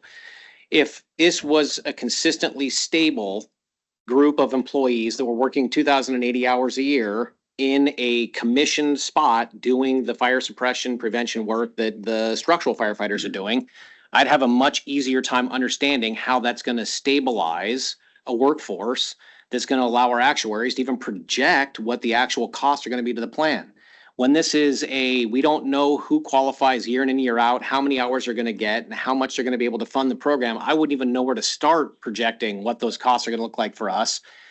And as a fiduciary of the plan, I'm not interested in taking on crazy variability that's going to make it harder for us to do our jobs to manage that plan for the long-term health and benefit of cops and firefighters in the state. So until I have some better idea, this wasn't a fully cooked idea coming out of the legislature. This was a harebrained idea. The harebrained idea is now going to get studied. Maybe at the end of the study, we'll be in a better position to know whether or not this actually makes more sense and can actually be doable. But until then, this just seems like it's a pie in the sky dream that wasn't really well incubated. And we're now in a situation where we're trying to figure out, well, what positions would qualify, who doesn't.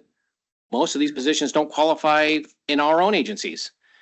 So until I have a better idea, I couldn't possibly come back in our goal setting for contribution rates, even have any idea what would be stable for our plan.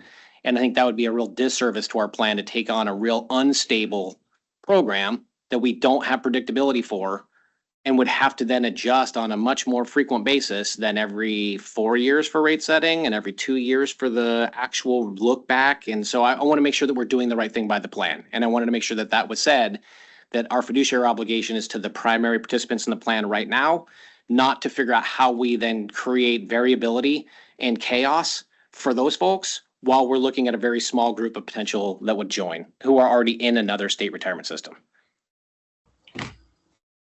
Jason, this is McGilligan. Go ahead, Pat. This is a great conversation. I mean, there's a lot of good ideas that are coming up, and some of them, I mean, I agree with Wolf. You got to have the crosswalk, but you also need to include the people who are actually doing the work. And I'm almost positive under LEOFF, you get credit for every month that you serve, and that's how you get your pension. So as we work through this thing, whether it's seasonal work or whatever, and they're putting in a ton of hours, they may be under the system for 20 years, but only qualify for 10 years of service, which is 20% pension and stuff like that. I mean, those are the things that through what Chris is saying too, is that because we've got to have numbers that prove that we can do this. And I think, I'm not sure if January of 2027 is going to work for us, for us to get this thing out, but I think there's a lot of work that could be done, that we make sure we take care of the people that are actually fighting fires on the ground and protecting them, because as you saw, I think just a couple of days ago, we lost 3 firefighters in, I think it's Utah. So let's make sure whatever we do that we, kind of dot all the I's and cross all the T's as we move forward, and make sure that we're giving the benefits to the physical abilities of the guys that are doing the job on the street, as well as the mental ability, because as people work up, they're going to be the ones that are going to be telling the crews where to go and how to fight the fire. I just want to make sure we cover all that as we go forward. Yeah. Thank you, Pat. Daryl? Just my thought on it is we already have a definition of a firefighter. And if we utilize that, if these people plug in and meet that, then I would say, that should be something that could be considered. But for us to try to manipulate our system to match, like I say, what Oregon is doing, or to match all of these other, I guess names, positions, that doesn't make sense to me. We have a definition, and I think that's where we should fall back upon. Thank you, Daryl. Wolf?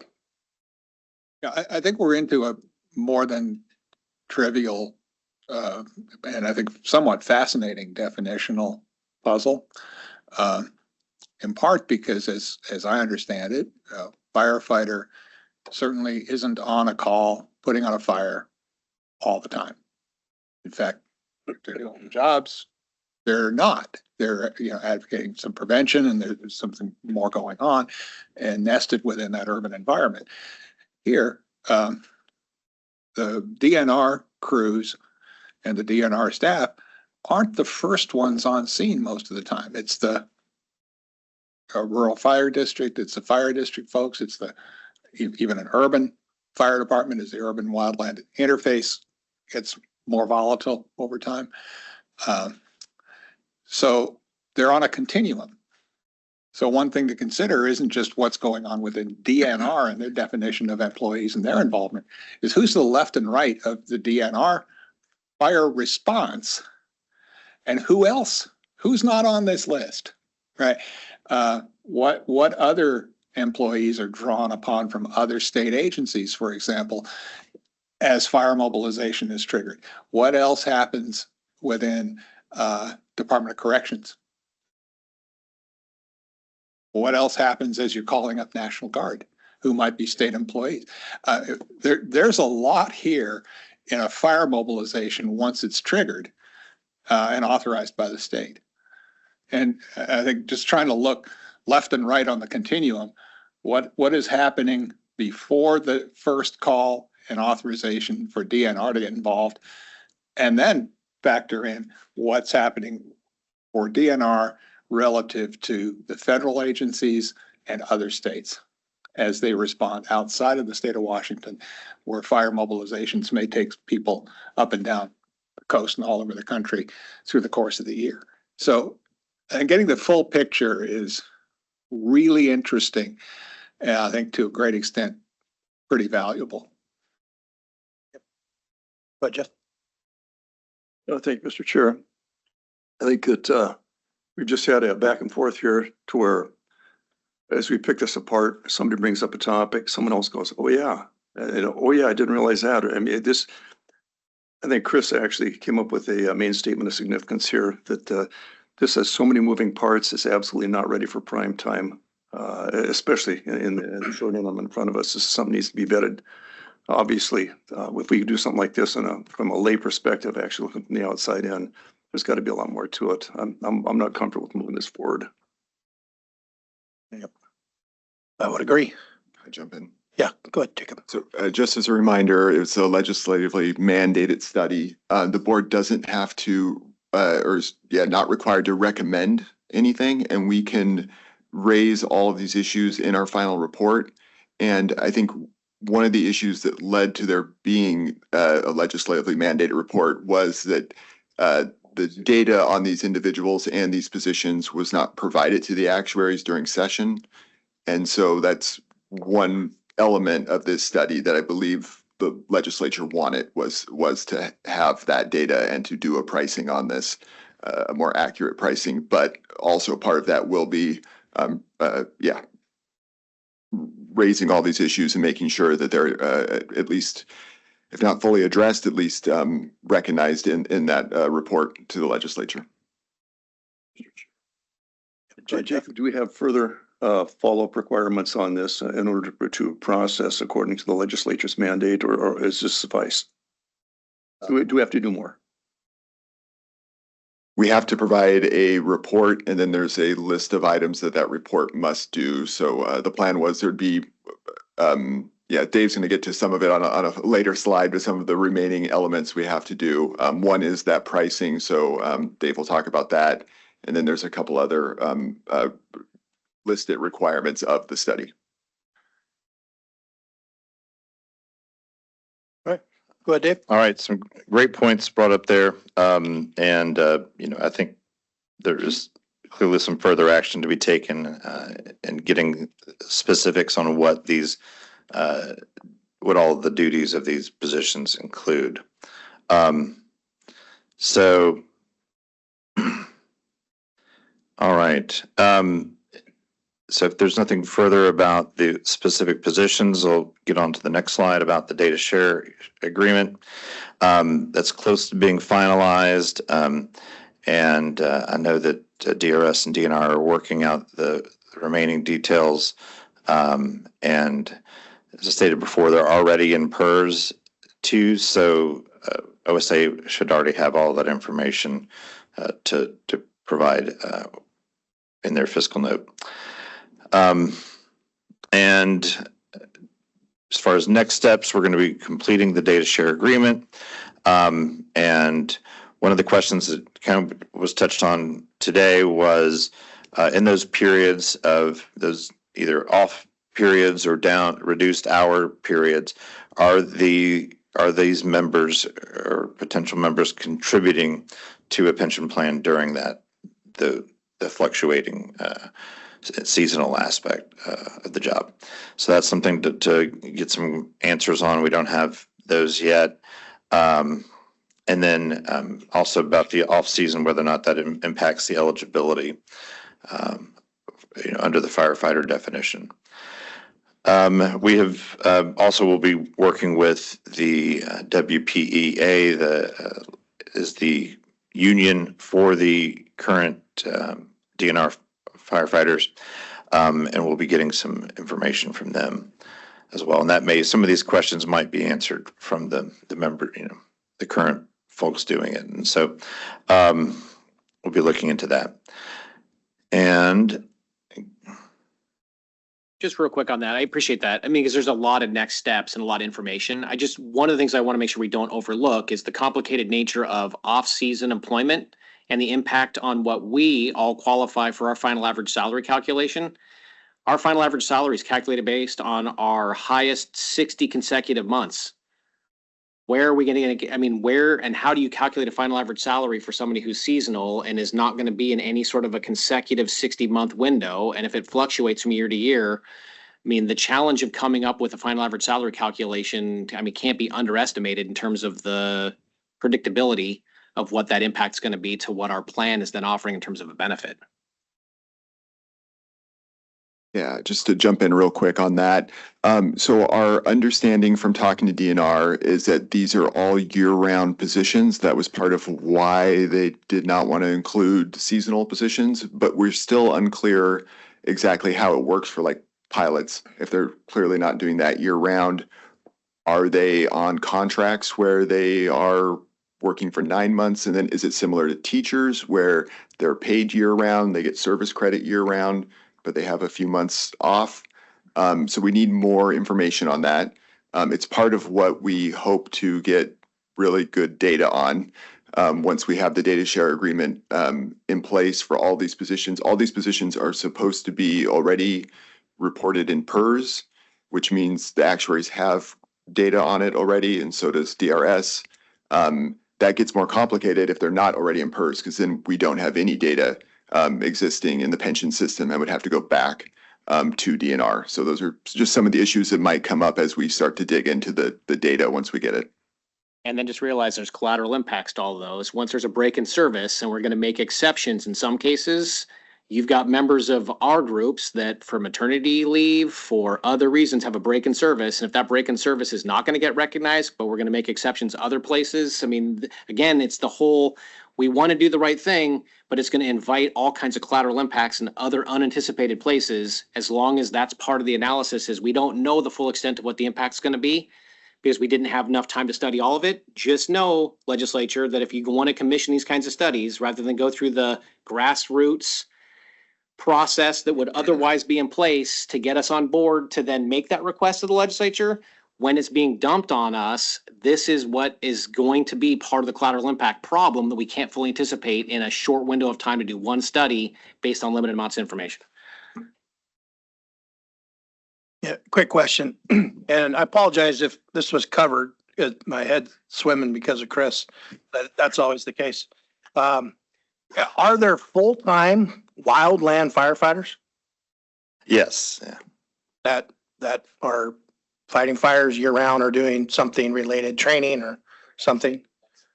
Yeah, just like, 'cause, I mean, Wolf makes a great point. But our firefighters that work in our cities and counties, they're not always fighting fires. They're doing all kinds of stuff.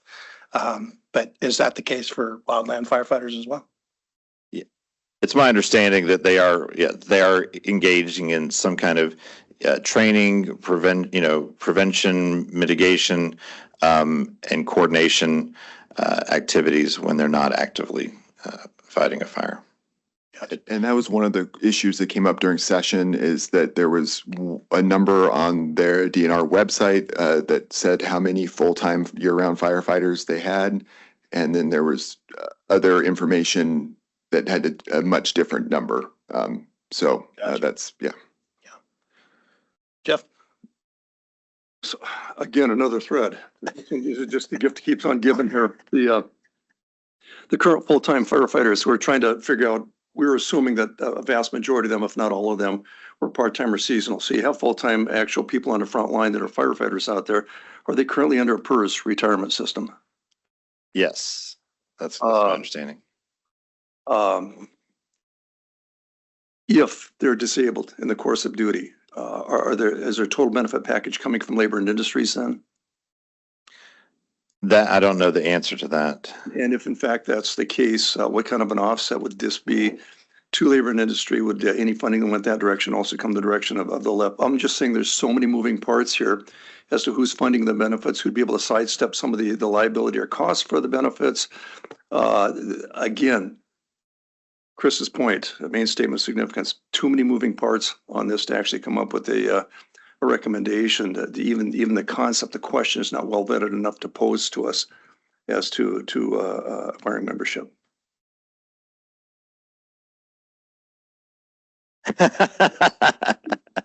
Y'all just made my job really hard. Thanks. Definitely, we don't know land for sure. Well, I think what we're talking about is really structuring the report so as to address as many different perspectives and parts of this elephant as we possibly can, and really get it fleshed out to the point where, you really understand what people are doing and asking for, that it isn't a rifle shot, that just inherent to this, as we again compare ourselves to the structural firefighter working in a municipality or fire district, we've all said, they're not fighting fires every day, but they may get called out once or twice or 3 times a week on a fire call.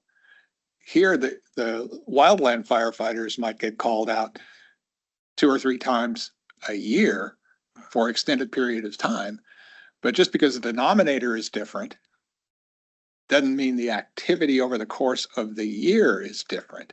So if you think in terms of the activity of the individual fighting the fire, exposure to that risk of fighting the fire may be about the same. You're just accruing it over the course of a year differently. Secondly, I don't think you want to have people coming and going from a pension system. So if you say that, once in, you're in, well, what does that mean as somebody gets to be, in their 40s and maybe early 50s and isn't going to run up the hill fighting the wildland fire anymore? Where are they in that? So I think more discussion is good, but I think as you study it and as you dig deeper in it and get the data from DNR, this is going to be real valuable just to flesh out all of that detail in some way. It doesn't have to lead to a recommendation other than, here's the constellation of stuff you better be looking into and being careful with as we move forward. It isn't just a left to issue. It's actually, how do we want to function across the way we do wildland firefighting across multiple agencies and not just DNR. Back of my mind is all the times I was involved in fire mobilizations and authorizing them at OFM is how far did that go and who did that reach and how do you get there in what sequence? There are a lot of other agencies that play in this. Fish and Wildlife plays in this in particular, and others are mobilized because they have staff who get trained. Oh, by the way, you can't just wait till you need them to call out National Guard. You better have a 4-month evolution of training a National Guard team to be available to be called out. So the same people who are now talked about as firefighters and in various capacities are training folks at DOC, training folks, National Guard teams, training folks at Fish and Wildlife so that they're ready to go. It's a non-trivial problem at a minimum. All right, any more? Absolutely. So, As long as it's the last word. no, I'm not going to talk about the topic. I'm going to talk about presentation. Legislature, we're famous for coming up with a great idea, concept in a totally sterile environment. We don't know what the hell we're talking about, so we kick it down to staff to actually vet it and find out if it makes any sense at all. This is one of those moments, obviously. We have everybody in the legislature, from people with a high school diploma all the way through nuclear physicist, in a broad brush, and a progression, from A to Z there. I would ask you on this topic specifically, try not to speak in conclusions. Try to present things as base as possible, but provide information that would lead to an outcome in a logical progression of thought without actually just going to a conclusion there. That way they have the ability to process, even if the people don't have any experience or exposure in this specific area. And it takes a while to really catch on to the basics of pension policy. So I'm asking to do something here that'll allow processing within caucus, within the bodies out there, to lead to a conclusion. Because if you speak in conclusions, a lot of times people without the bandwidth to process or vet that will grab that, use that as gospel, as a talking point there, and go forward with that. That's not what we need. Yeah, I would like to second what you said. There's a potential for a significant amount of mission creep in this study where we can go 17 different directions. And I think that there's value in those 17 different directions. I don't know if it's my job as a board member to fix all that. And there's so many moving parts that we're definitely, there's a lot of things that we don't know. So I would second what Senator Holy said as far as that report goes. Does that make sense? All right. Any other questions, comments on that? Okay. All right. With that said, we're going to move to number 7.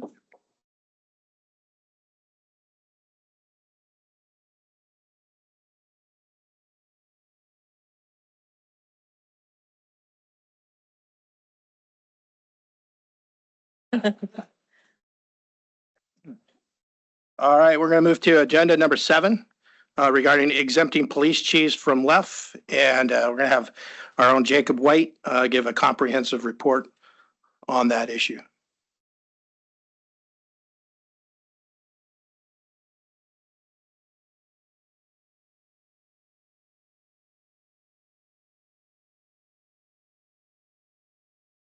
Okay, for the record, Jacob White, staff to the board. I promised Dave that was going to be a quick presentation for him, just get him some experience speaking in front of the board.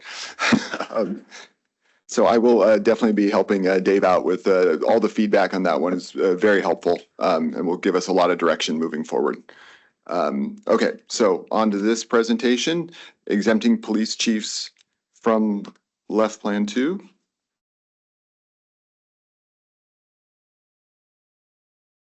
So the issue in front of the board here is that recruitment and retention of police chiefs may be negatively impacted by the positions being mandated into LEOFF 2.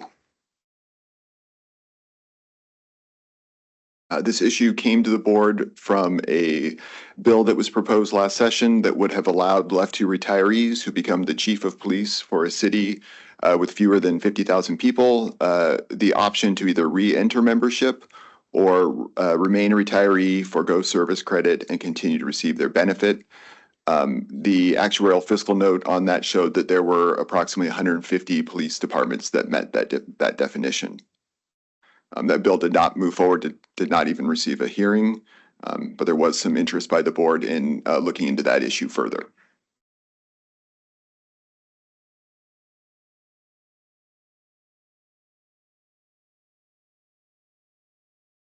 So quick reminder of the current law. So a police chief position is eligible for LEOFF 2 if it meets the current definition of law enforcement officer.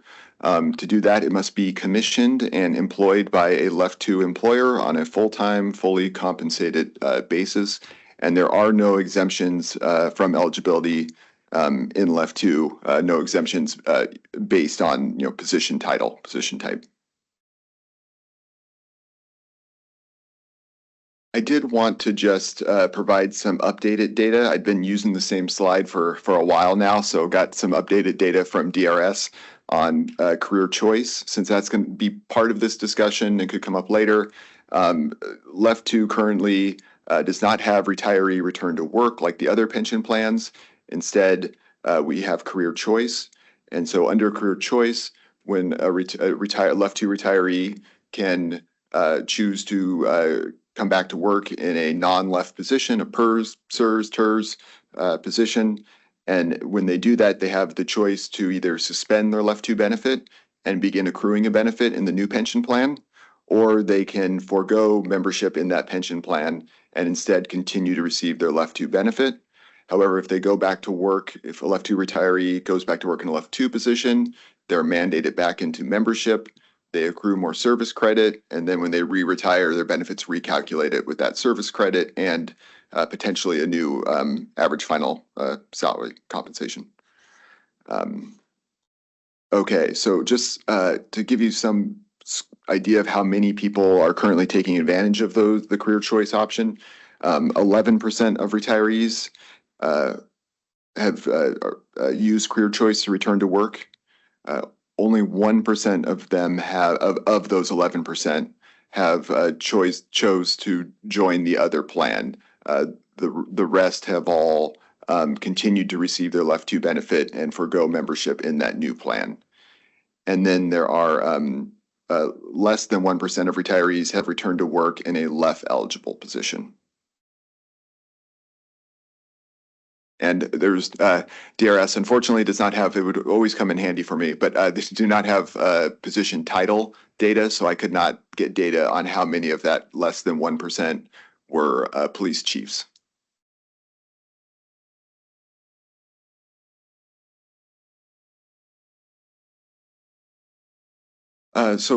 When I gave the previous presentation last month on this issue, a question came up of asking me to provide some background on the retire-rehire laws and history for PERS, TERS, and SERS. And I thought this quote best captured the difficulty in doing that.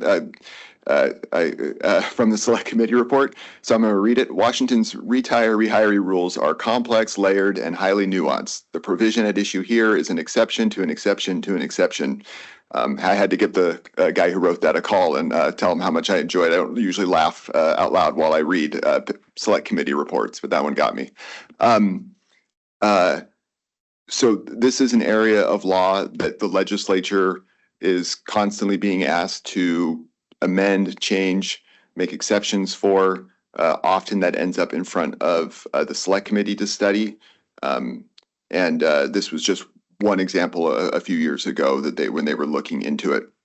So just to say, I'm not going to go over the whole history of this and instead just give you kind of the current state and then some historical information. So the general rule for those plans is that a retiree can be rehired. So a PERS retiree can be rehired into a PERS job. And generally, they are allowed to work 867 hours a year. If they work over that, then their pension stops for the rest of that year. Historically, there's been exceptions granted for either more or less hours being allowed, depending on the position or whether the retiree retired early. There were one example of that was this was called the 2008 ERFs, the early retirement factors, which was a benefit given to some members, allowing them to retire early. But if they did that, retire early without taking a reduction, but if they took advantage of that, they had much stricter rules about returning to work. They could not return to work in any capacity. There was no hour limit. It was 0 hours. They couldn't even work as a contractor for the state or a public employer. That has been loosened up since then, but that's just an example of some of the restrictions. And then currently there's an exception to the 867 hours for 1,040 hours a year for certain nursing and school district jobs. And so there's often been exceptions made. Usually those exceptions are only for a time period. And then as you can imagine, when that time period's about out, there's usually bills or discussion about whether to extend it or add other positions. So it's an area where the other pension plans are much more complex than LEF 2 currently. So also wanted to mention this last time I gave this presentation, but there are some eligibility exemptions in PERS. So I'd mentioned that there was nothing in LEF 2 that allowed positions that made exceptions for any specific positions by their job title. That's not true in PERS. In PERS, there are positions that are either ineligible for membership in PERS or given the option to join PERS. I included this list of positions that I thought were most similar to a police chief in PERS, where they have the option. So they're not ineligible, but they have the option. So if you get hired as a city manager, you have the option to join PERS or opt out of PERS. And yeah.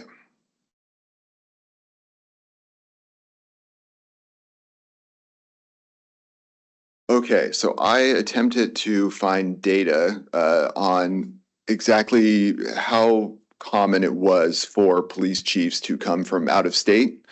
I do want to give a disclaimer that I did not have a data source. This was done very quickly, ad hoc, through Google, of trying to search and find where the current police chiefs came from. So I am sure there are errors in this data, but I hope that it gives at least some kind of overall picture of how many police chiefs, at least at the moment, were hired from out of state. So it's the rank is the ranked by population size.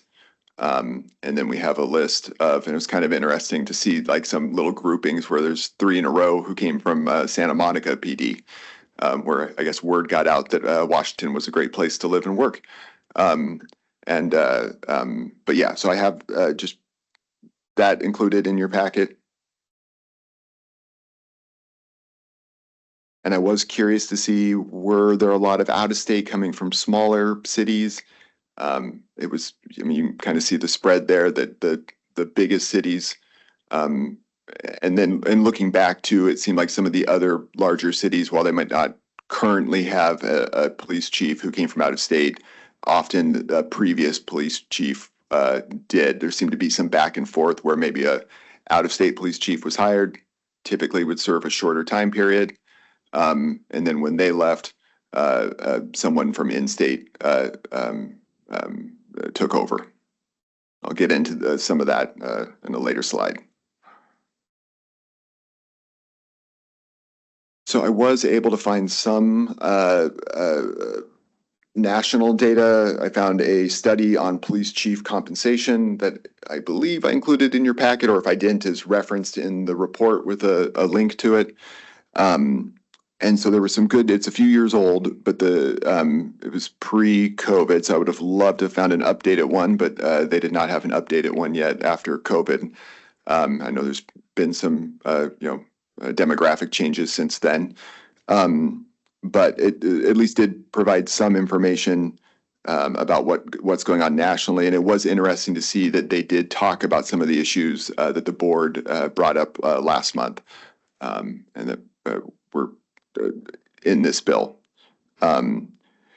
So you could see that out-of-state hires tended to have a shorter tenure than in-state hires, and that the majority, 95% of police chiefs had vested in a pension plan. They didn't have data whether it was the pension plan that they were currently working in as police chief, or whether they'd come from out of state, but gave you some demographic data there on police chiefs from in-state versus out of state.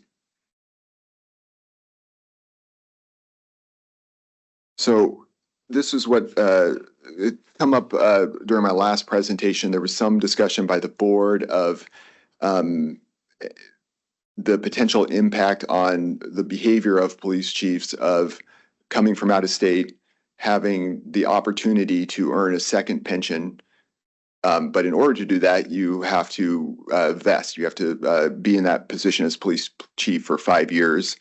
And so that report that I referenced on the previous slide did talk about this, and they had some interesting terms for it. I enjoyed the term turtling or hyper risk aversion is what they called the two terms they used to describe it, where there was concern that police chiefs or others in positions like that their primary driver of decisions could come down to what benefits their pension the most, because there's so much to be gained by vesting, by increasing your FAS period, that you're looking at a lifetime impact to you. And so that report did discuss this, talked about how it could lead to police chiefs avoiding high-profile operational decisions that could result in public or political backlash from a city council or mayor, and that sometimes that could cause what they described as turtling, of just trying to not make any controversial decisions and get to that finish line of vesting and earning that second pension.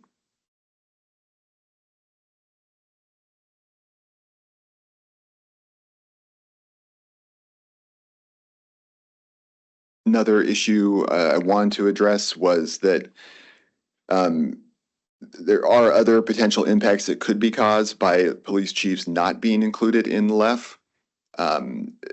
they would not qualify for duty, death, or disability benefits.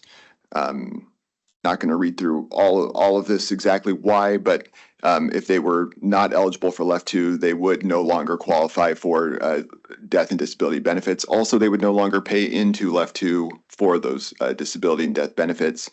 However, there could end up being situations where it's a little unclear where they contracted the condition that then led to a duty, death, or disability, whether that occurred in their LEF position or if they were no longer in LEF, whether it occurred there. So there could be potential issues with that.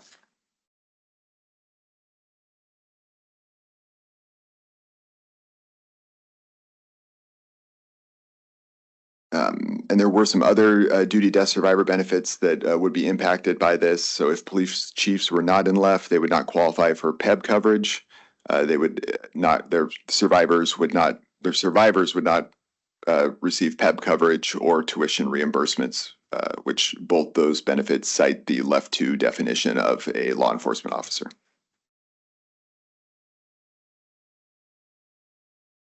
Also, this came up last time, so I did want to at least touch on it, even though it's a especially complicated issue to discuss right now, but that's sheriffs.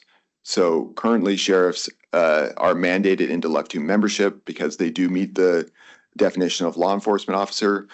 However, there is an active administrative appeal with DRS involving a LEF 2 retiree who was elected sheriff, and he is appealing that decision and believes he should not be mandated into LEF. Also, as far as the policy concerns with sheriffs, I think those are obviously different than police chiefs as far as prioritizing in-state versus out-of-state. In order to run for sheriff, you have to be a resident. You have to live in that county. So much less likely that you have people, coming from out of state with a guarantee of taking it. They're not going to have a guarantee of a position. Instead, they could end up living here, deciding to run for sheriff, and then they don't have to deal with the issue of being mandated back into LEF 2. But from a policy perspective, it is a different situation than police chiefs who can immediately be hired into these positions. Okay, so now I've got some policy options in front of you with some pros and cons on them. So policy option 1 is that police chief positions are ineligible for LEF 2 and PERS. And so the reason I included this one was that if they're only ineligible for LEF 2, then they would likely be eligible for PERS. And I'm not sure that that addresses the policy concern of the, hyper risk aversion turtling that someone would want to, that someone would prioritize getting to that 5-year vesting in PERS might be the exact same incentive as LEF 2. So talk about that in the cons there. Yeah, I won't go through all the pros and cons right now for all of these.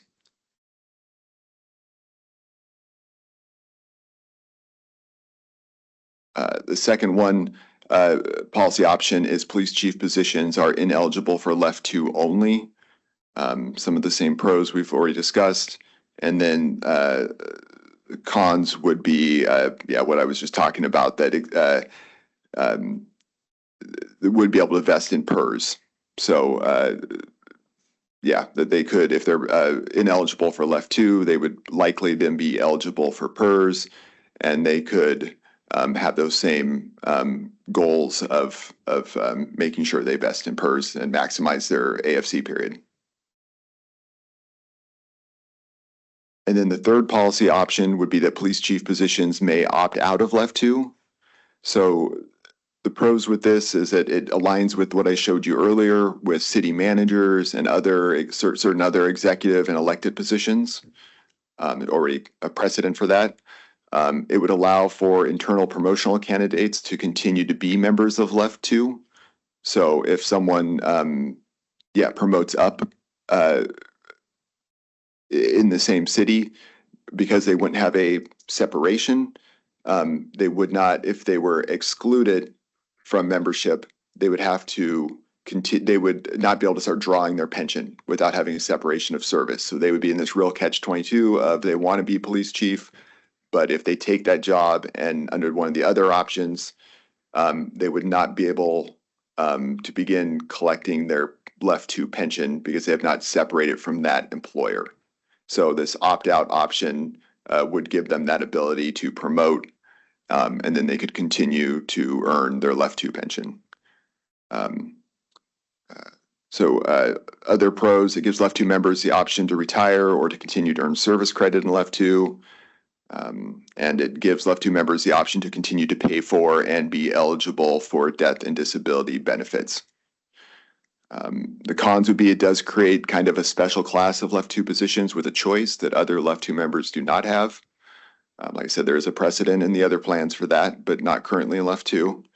It would just need to be, I think it would be important to clearly communicate to members who opt out that not only are they opting out of continuing to be in left to, but they'd be opting out of being covered for duty, death, and disability benefits while in that police chief position.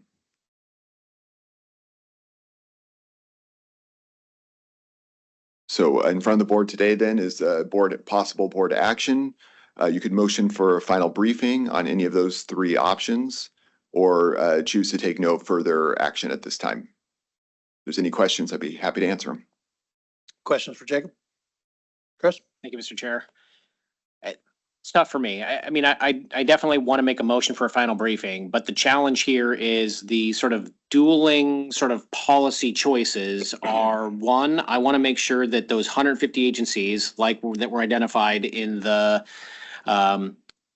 bill that was proposed last session have a better brand of police chief, or at least a better quality of applicant for those jobs, because I want all of our cities and I want the in-state lateral opportunities to improve the quality of the candidates for all the agencies in the state of Washington. At the same time, I want to make sure that the police chiefs that are coming into any role, big city, mid-sized city, small city, are getting the best brand of service from the chief executive of that law enforcement agency to make sure that the needs of the community are heard, but that the officers in that community are also being represented. And if we have people that are quote unquote turtling to avoid difficult political decisions because of their own economic personal best interest versus the best interest of the community, that's a real challenge.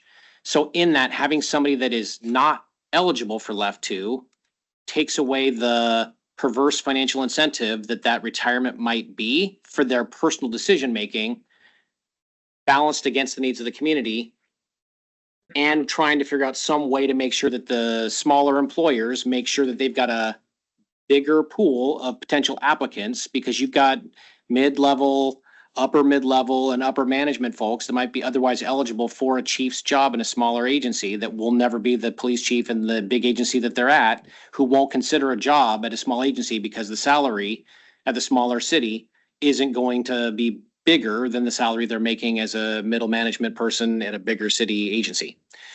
How do we accommodate all those interests? I don't know really works into clearly defined option 1, 2, or 3. Yeah. What I'd like to see is, I think that option 1 and 2 probably get at the concept better than 3 does, but embedding some element of that career choice. So if you're not eligible for left 2 and then you have career choice in or out of PERS, I just don't know that we can proselytize to another retirement system how they need to behave. And that's the real challenge for me, right? We're really, in our sandbox, probably limited to option 2, but with impacts that could be potentially fixed. Like you identified the duty disability problem. Well, the state statute could say left 2 or police chief. Because we're talking about one position. We're not talking about a whole class of positions. I think we could probably fix some of those things, but until you've had a chance to do that research, I hate to tie your hands. I would like to make a motion for a final briefing. I think the option that I'd prefer is 2, but I don't want to tie your hands and say that if there's options within 1 and 3 that are also appropriate for us to consider as we then do some kind of a final report and then look at maybe a proposed bill. But I also am happy to acknowledge that we may be looking for a solution that this isn't going to fix. And so if we're looking for a tool to solve that problem and we get to your final report and we realize that there's just so many other collateral impacts, it's like the last problem we just talked about. There's a big elephant here. I don't know if we're gonna be able to solve the entire elephant problem, but if we're at least looking at potential solutions, they become part of solutions that we may get to down the road, even if now is not the time to actually pass this into something that's an actual bill. So long floor speech, apologize for that, but I guess what I would say is I'd make a motion for a final briefing and give you the flexibility to present options 1, 2, and or 3 as you think are appropriate for us to consider for potential action when we're ready to pass this out into an actual considered bill.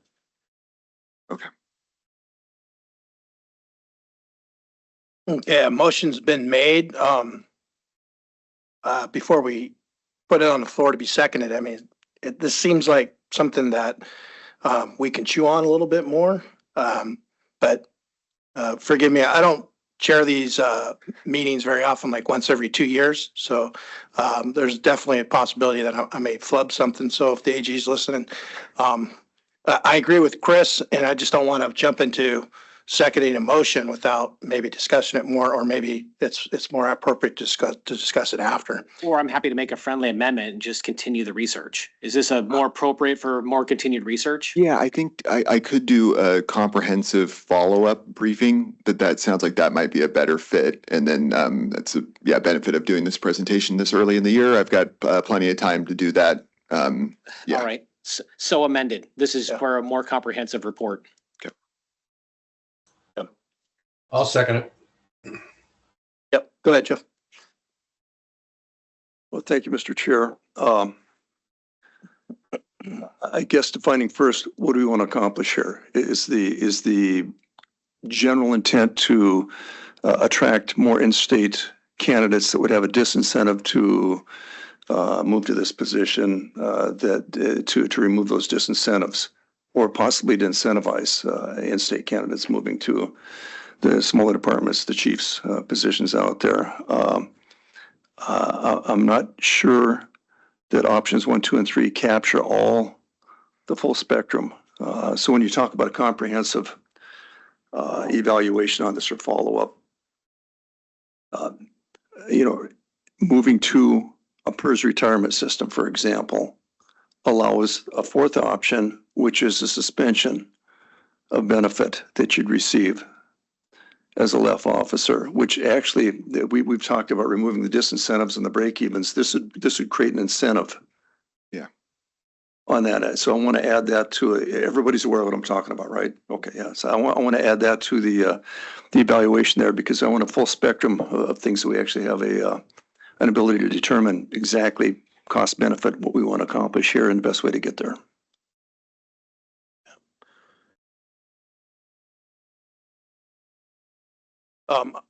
For myself, I think there's something else to consider here, which may change things slightly, which is the current appeal by the sheriff on opting out, or feels that individual can opt out, much like a legislator or some director of PUD. I don't know what the timeline is on that, but it would be interesting to know how that plays out, because I think that would potentially create a me too for a police chief. Sheriff can understand that one's elected, one's not. Maybe one might not be elected, depending on what the legislator does. If they say sheriffs can't be elected and they're going to be appointed, that may change things as well. So there's a few moving targets there also that I think would be beneficial to know more about. Anybody else? And I should say too, I think there are some potential IRS concerns that would be good for me to flesh out too, of kind of whether there's any IRS issues with some of these options. So I'll see if I can get more information on that. Okay, so there was an amendment to the first motion, which is, Chris, would you mind repeating that? Yeah, we're just going to make a motion to do a more comprehensive report, just additional research and more comprehensive report. Okay, motion's been made for a more comprehensive report on this issue. Is there a second? Okay, motion's been seconded. Any further discussion? Okay, seeing none, all those in favor say aye. Aye. Aye. Aye. Any opposed? Okay, motion's been adopted. Thank you.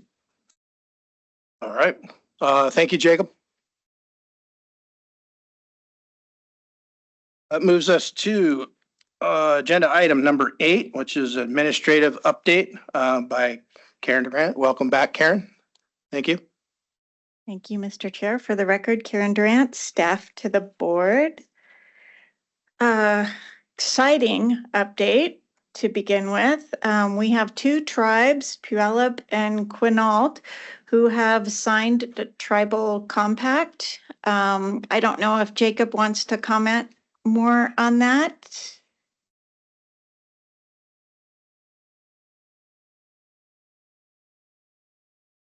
Thank you, Senator. Did, got caught in the back of class, not paying attention. Yes, so exciting, at least for me, who's been working on this issue for years now. I've got to be on the tribal compact team with the governor's office and DRS, and we've been working with tribes, explaining, I've got to be there to explain LEOFF 2 and the benefit structure and answer lots of questions about that. And then got to be part of the actual compact negotiations over the last couple months with both of these tribes. And just, I believe it was on Friday, the governor signed the Puyallup compact, and then on Monday signed the Quinault compact. There are other tribes who are interested, but they have not got that far in the process yet. Also did just want to give everyone a heads up that there may end up being legislation proposed this year, that there when the bill was drafted, so this was one where the board studied it, but it was not a board bill. The bill included an option to for tribes when they join, for their members to be able to purchase past service credit. So their previous work with that tribal police department, they could pay the full actuarial value or cost to convert that service into service credit in LEOFF. But there was a deadline at the end of this month to do that. And so, well, not to pay it, but to notify, the tribe had to join, and then they had to notify DRS that they wanted to purchase that past service credit. So these 2 tribes have met that. Their members were aware of that. They've notified the department. But there may be an amendment as there's future tribes may join to create a window whenever a tribe joins, that there would be a window for them to, for their members to have the choice to purchase that past service credit. And it would, well, it would be, I can't predict exactly what the bill would be, but the current bill required it be the full actuarial value. So I assume that's what any bill would be as well. So maybe we may be hearing about that later this interim or next year. So just wanted to give you a heads up on that. And yeah, if there's any questions about it, I'd be happy to answer. Okay. We had a number of stakeholder things happen this month. The Council of Firefighters Annual Convention was June 23rd through the 25th. Tim attended and provided an outreach table. And Local 3674 in District 3, our very own chair today, Jason Greneman, did a presentation for them on LEOFF 2 education. So I believe that is the first time a trustee has done that. So kudos to him. Just as a note, I was thrown under the bus by my son, who is a firefighter. Led up to that. It wasn't a volunteer opportunity. Okay. Upcoming stakeholder outreach Walk-Up's fall membership meeting in Spokane is September 16th through the 18th. Attended fiduciary education, NCPERS annual conference, May 17th through the 20th. Jay Burney attended that. And I attended the Society for Human Resource Management annual conference, June 16th through the 19th. Upcoming fiduciary education, NASRA in Boston, August 8th through 12th. Jay will be attending that. He's registered. And the IFEBP annual conference in New Orleans in October, the 25th through the 28th.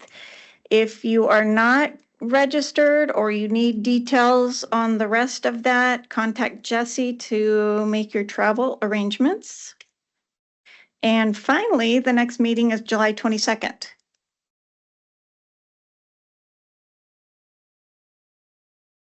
And that is it. Very good. Thank All you. right. Thank you, Karen. Thank you, Jacob. Moves to our final agenda, which is public comment. And see, I'm going to read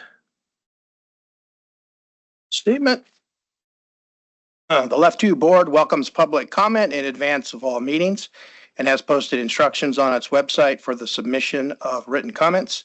Staff received an email from Frank Shaw in advance of today's meeting, and it was posted with your meeting materials. So I just want to provide a little bit of background on that letter from Mr. Shaw. So that issue did, Senator Holy did reference it earlier, a longstanding issue that the board has been involved in.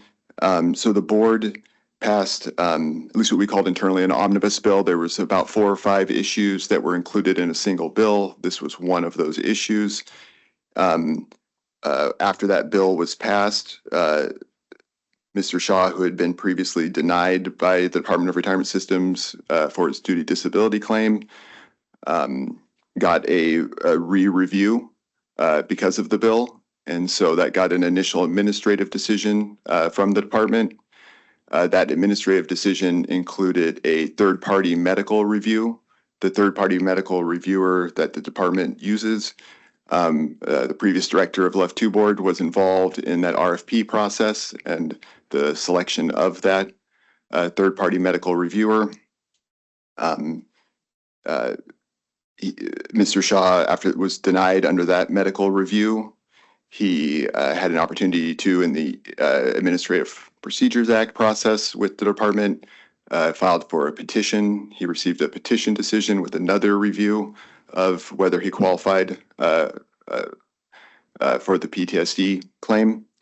That was denied, and then he appealed it, still in the APA process, and then that was denied for different reasons, but leading to his letter to the board. So just wanted to provide that background to the board. Very good. Thank you, Jacob. I think in order to move forward, is there any discussion or motions on this? I'd make a motion that we take no further action. Motion for no further action. Is there a second? Second. Motion's been made and second. Any discussion? Okay. Seeing none, all those in favor of the motion say aye. Aye. Aye. Opposed? Opposed? No opposed? Okay, motion's been adopted. Okay. That leads to the conclusion of today's Left 2 meeting. So anyone, very good. Seconded. All right, motion's adopted. Yes. All in favor? Aye, aye, aye. Aye. Opposed? Anybody want to say? All right, motion adopted. All right, thank you very much. Appreciate everyone's input. And I'd like to thank the staff today for helping me with some awesome notes and some awesome assistance in getting through today's meeting. As I said, I don't lead these very often. So I appreciate you for tolerating my flubbery from here and there. And you guys have a great week. Thank you.